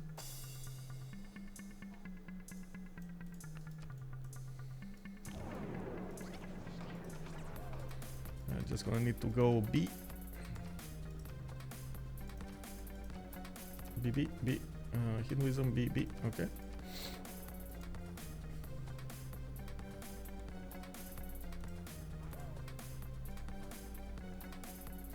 I agree, he don't want to lose Magnus trade routes, but Moksha, I know, right? Moksha could have just, you know, move it. Moksha could have definitely stayed somewhere in Seville or Toledo. Toledo has Li Yang, come on. You don't need Li Yang in there. That's just for the food, right? Come on, that's just food. I think the biggest issue in the game right now for retired from China is this is of course China, Qin Shi going against Canada. If Canada goes down, there's no more defense for the culture victory, and Lenny is just gonna push it through. And of course, you do see him 14 out of 55 on 175 tourism, getting more and more each turn. Very nice, very good.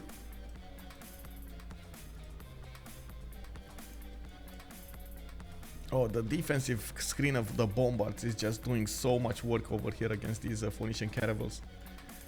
So many of these are getting taken down.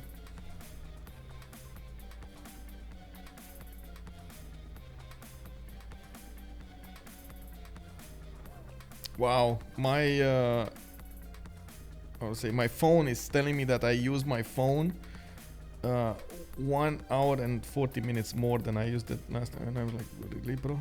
Like, really? 1 hour more than the last week? Wow. Save me. Oh no.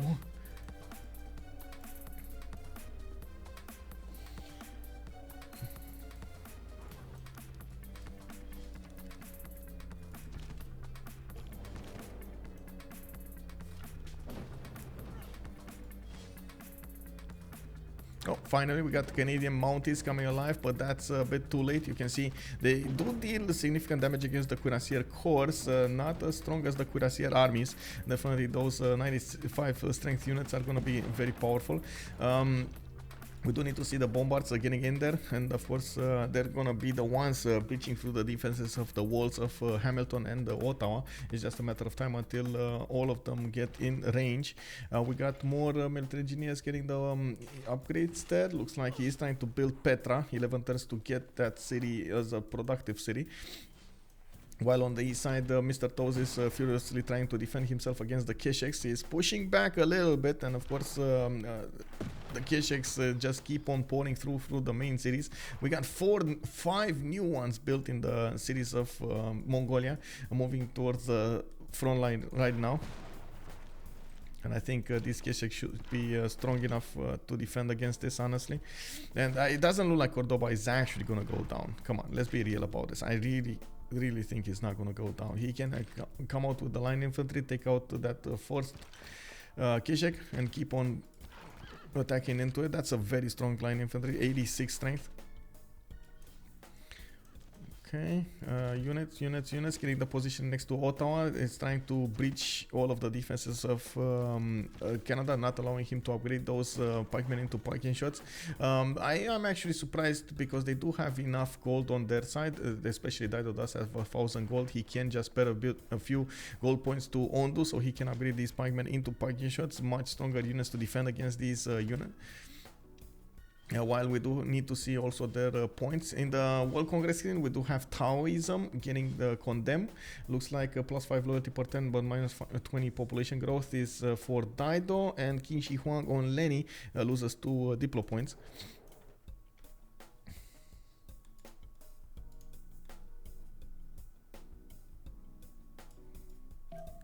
Okay, I guess they didn't care about that anyway. Looking at the overall tab, 179 tourism points for Lenny. He is 15 out of 57, still acquiring those extra tourists slowly. He's getting them. Also, Nikor, oh no, man, you better talk to a professional to get it down to 1. I know! That's just insane, bro. I used my phone for an extra hour. Oh no! What am I gonna do? The thing is, I'm not using my phone that much during the day, but I do use it before I go to sleep. Like, I put it next to me and it just rambles on like a documentary or something in the background. I'm going through Air Disaster series from Disney. I don't know if you guys know about that series, but it's actually quite interesting to see the investigations they had going on and so on for the air disasters. I just, let it be over there, and when I actually feel I'm gonna go to sleep, I just close it. That's it. I guess that's where the extra hour comes from. Hey, Canada actually did manage to get to one of these national parks, and that's a strong enough unit to punch through these defenses of the Cuirassier Corps. Is it gonna be enough though? Because again, Ondu is losing quite a bit of culture, and you do see he's on 162 production, but doesn't have enough production to build his mounties fast enough. He's 6 turns away from getting a mountie in Ottawa, and of course that's gonna be an advantage for China. I'm also certain China's ability to get so much science and culture is gonna allow him to get to fascism and at the same time get get tanks. I was thinking of tanks and I said steel. It is what it is. Fortan's ideology, we're gonna have after that him going for fascism, and he's gonna get that quickly. He has more universities coming around for his cities, more libraries going. While we do see Phoenicia did get pushed back entirely from the coast of China. These bombards are managing to do so much damage against the caravels. Especially in such a big number. We got 1, 2, 3, 4, 5, 4 of them actually with one field cannon, and he's trying to plug in. Yeah, there we go. He's moving it in. Guard Imperials coming out from France. These are going to be extremely strong units to go against Persia. Persia is probably going to try to get a line cuirassier corps, probably 2 ballistics as soon as possible. I think like initially I thought of line infantry, and then oh, no, but line infantry, you know, bottom 3, you're not going to get ballistics. It's a problem. But then I see Cyrus going for printing. He's trying to get an extra diplomatic visibility point over his opponent, and exploration, while France is gonna get to use Amina, which is a very good general for these Guard Imperials. And actually, wait, it's not. Is it? Is it? Wait, is it? What is this? Renaissance Industrial. Yeah, it is. It is. Okay, it is. I got. This is one of the new ones, right? Amina. Don't immediately recognize the name. Okay, more pillages coming out from China, from Canada's land, and Hamilton is slowly torn apart here. The walls are getting attacked by those field cannons. Now we're gonna see the bombard corps get in there, and it should be able to move and shoot. Spain still in 2. Yeah. Spain I think is gonna defend. Yeah, even if he lost most of his units, he's still gonna defend here. It's just a matter of time. These level 2 field cannons are one-shotting the Keshiks now. Some of the Keshiks, not the level 1, but the normal ones.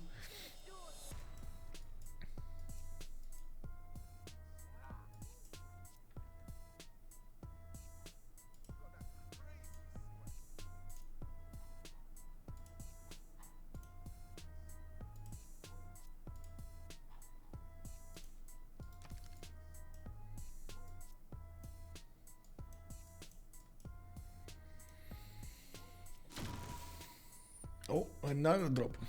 Okay. Oh, rip.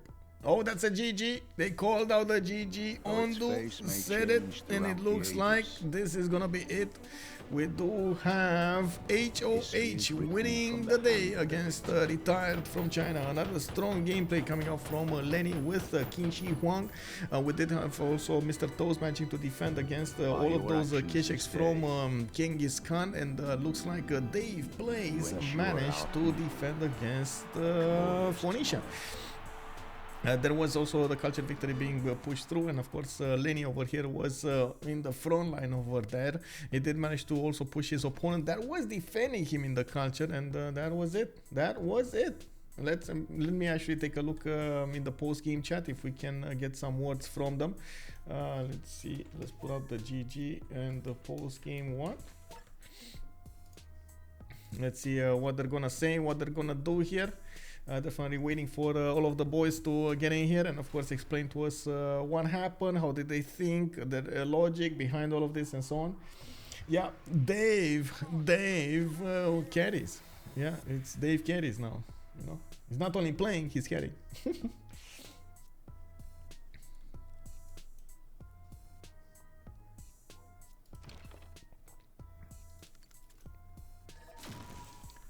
Let's see where are they?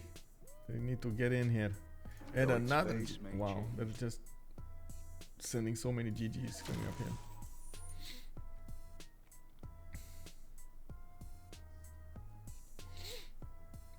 Don't really want to poke in. Wait, what? What do you mean kicked? Nobody was kicked. Hi, Michael. Oh, hello, Lenny. Congratulations. GG. What a fun game. Oh man, you actually just want to put Qin Shi on the map again, aren't you? Yeah. I think it was never bad, I just liked the super strong thing. Well, Don't tell anyone. Psst. The secret weapon of Lenny. Good game, guys. Good game. Hello, Francisco. GG, well played. I mean, to be fair, my start is pretty good. Yeah, I think your to China has played very well, and Spain also defends Genghis. Yeah. And yeah, I think if I get Golden Age in second era, I might kill 2 cities of Kublai China, but it doesn't change change the win or lose thing. I think the biggest mistake at our end is our Canada. He's just AFK semi, and his sim is not good, and he will eventually got killed by a Qin Shi, like a fascism tank or something like that. And he's first he's like his military is too low, and second his UU is too slow. So I think it's a personal mistake. And for us, the second mistake is Dido, Miss Golden second era. And I didn't notice what happened in Genghis. I think Genghis can kill Spain, but I don't know if he has some mistake or not. So what do you think? The Spain position was pretty defensible. It's like 2 tiles. If you control it, I mean, the top city. Oh, was I see. There's a lake. Yeah. I think in front of the city. And also we could boost him on science and culture basically for most of the game. I already had steal like next turn, so he can never push me anymore. Okay. I think maybe on Dido you could have just not gone for the naval play and try to freeze him up a little bit more and go for nukes or super late game. Yeah, I at first I think that, but I saw there's a harbor and admiral point from Kublai China, so I think there will be naval fights. Yeah. But I don't think I shouldn't upgrade so much caravels. It's does not do anything actually. Yeah. Just 2 pillages and nothing.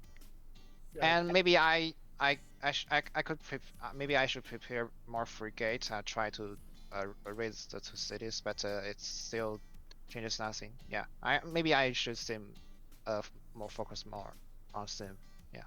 I mean, because you're basically the only win condition. If Genghis doesn't push, Persia is pretty even with Black Queen, and Black Queen gets guards. So you're basically the only player that can carry the late game. Yes, actually I have a very good start. I have a 3 city-state kill like turn 20 to turn 25, and I have many places to settle. I mean I already settled like 11 or 12 cities, but I could settle more. Yeah. Anyways, good game. I'm go to watch World Cup. GG, well played, man. GG, well played. GG. Michael, any questions? Yes. Okay. First of all, why are you not focusing more on the walls of China? You don't see a good return on investment? I think in the core cities, production is just better. And usually if I go for the late game culture victory, I try to settle like 3 or 4 more cities and then spam the walls. Like in the early game, it's just a mine with maybe some gold, but you have apprenticeship super early, so you get like 2 gold or 1 production, and 1 production is just worth more. Okay. And our cities to be able to do something with the production. And in the south over there, you had a city on the cocoa. You never discovered that cocoa until you actually settled Wuhan. And I was like, oh my God, I was going crazy. You're not going to settle that. It was like free amenity and you got to work the spice afterwards. Man. What did you regret settling Wuhan between the mountains? No, I think Wuhan is a good city. It has the brass for campus. Okay. Good amount of mines. I mean, if I settle on the cocoa or if I improve, it doesn't really make that much of a difference. Well, yeah. Builder charge and effort. Yeah. I mean, builder charges why didn't you move on the diamonds at the beginning? I was so surprised that you didn't actually move on the diamonds. Free amenity with 2 to 3 base. I wasn't sure about it. We discussed it a little bit, and just like the one turn more tempo is also worth something. And yeah, maybe I should have. I'm not sure. Okay. And on the other side, very surprised that France didn't, Schuhmut didn't actually get a general. I was expecting him to get a general much earlier. Schuhmut? I guess he's not there. I don't know. Did he lose the city without having a general? Yes. Ah, okay, that explains it. I don't know. Maybe he just didn't respect Persia enough. Well, Yeah, I and guess. Mongolia went heavy on encampment, so he denied two. Yeah. Mongolia denied 2, Persia got 1, and then Spain got the last one. Mr. Toes got the last one. Persia actually only had 2 choices here. He didn't have enough land to sim, and he or either try to bunker down or go against France as quick as possible. He chose the latter, so. Yeah, but it's still the distance is still a little bit far for Immortals to push, and Yeah. I think Persia did a good job here. He raised France one city, but he will eventually die to guard. I think no matter how he played, he will die to guard. I think. Yeah, If probably. I think if he focused on sim and didn't go for immortal push, I think he will also die to guard. So it doesn't change. Yeah. At least this way he did some damage. I agree. Yeah. Yeah. Yeah. maybe It's maybe use my sword more. I have a funny things to share with you guys. Your holiday on Highlands like beat 2 Chinese teams in one weekend. Yes. Yeah. Well, Guess we are holiday on the Highlands, nemesis man. now. They are having such an expensive holiday and fruitful. What can I say? Yeah, We beat both Chinese teams with playing China, like playing both Chinas. Okay, yeah. Oh, you also picked 2 China against Among Us. Yeah. Wow. No, Wow, no. it's Only one. Okay. Only one. It was Qin Shi. Only only Yeah. one. Okay. Yeah. Okay. Yeah, we have banned it. Okay. Kublai China is very strong. Recently, it's many teams like ban Kublai China in the first phase Yep. or second phase. Yeah. I got a question from my stream. Do any of you stream on Twitch? No, of course. Okay. Oh, you stream on that. You got a platform, right, in China? Yeah. Okay. Yeah. Okay. Thank you. Well, GG, well played, and can't wait to see the next steps over here in the CPL Premier and in the CWC. We're coming out of groups next. Yeah. Well, Yeah. we'll see what happens. So you got 3 more games to go. 2 next week and Yeah. 1 in the week after. Super week. We Yep. need the message which maps are banned as soon as possible, please. Yes. After the games Yes. are completed. Yes, of course. Okay. We're trying to get that going, and there's going to be a bit of an update on the rules as well. We just need to clarify some things that weren't perfectly clarified. Okay, so have a GG. good evening. GG, well played, and thank Bye-bye. you for allowing me to stream. Bye. Thank you. Goodbye. Bye. No, we heard from both teams. I do think it's a very good, how to say, analysis coming up from Francisco, and also on the other side we did see Lenny giving us his inside thoughts about the Great Walls of China, the technologies, apprenticeship, for example, the production versus the culture that you get, and the gold, and at the same time what they were thinking about this. Throughout the game.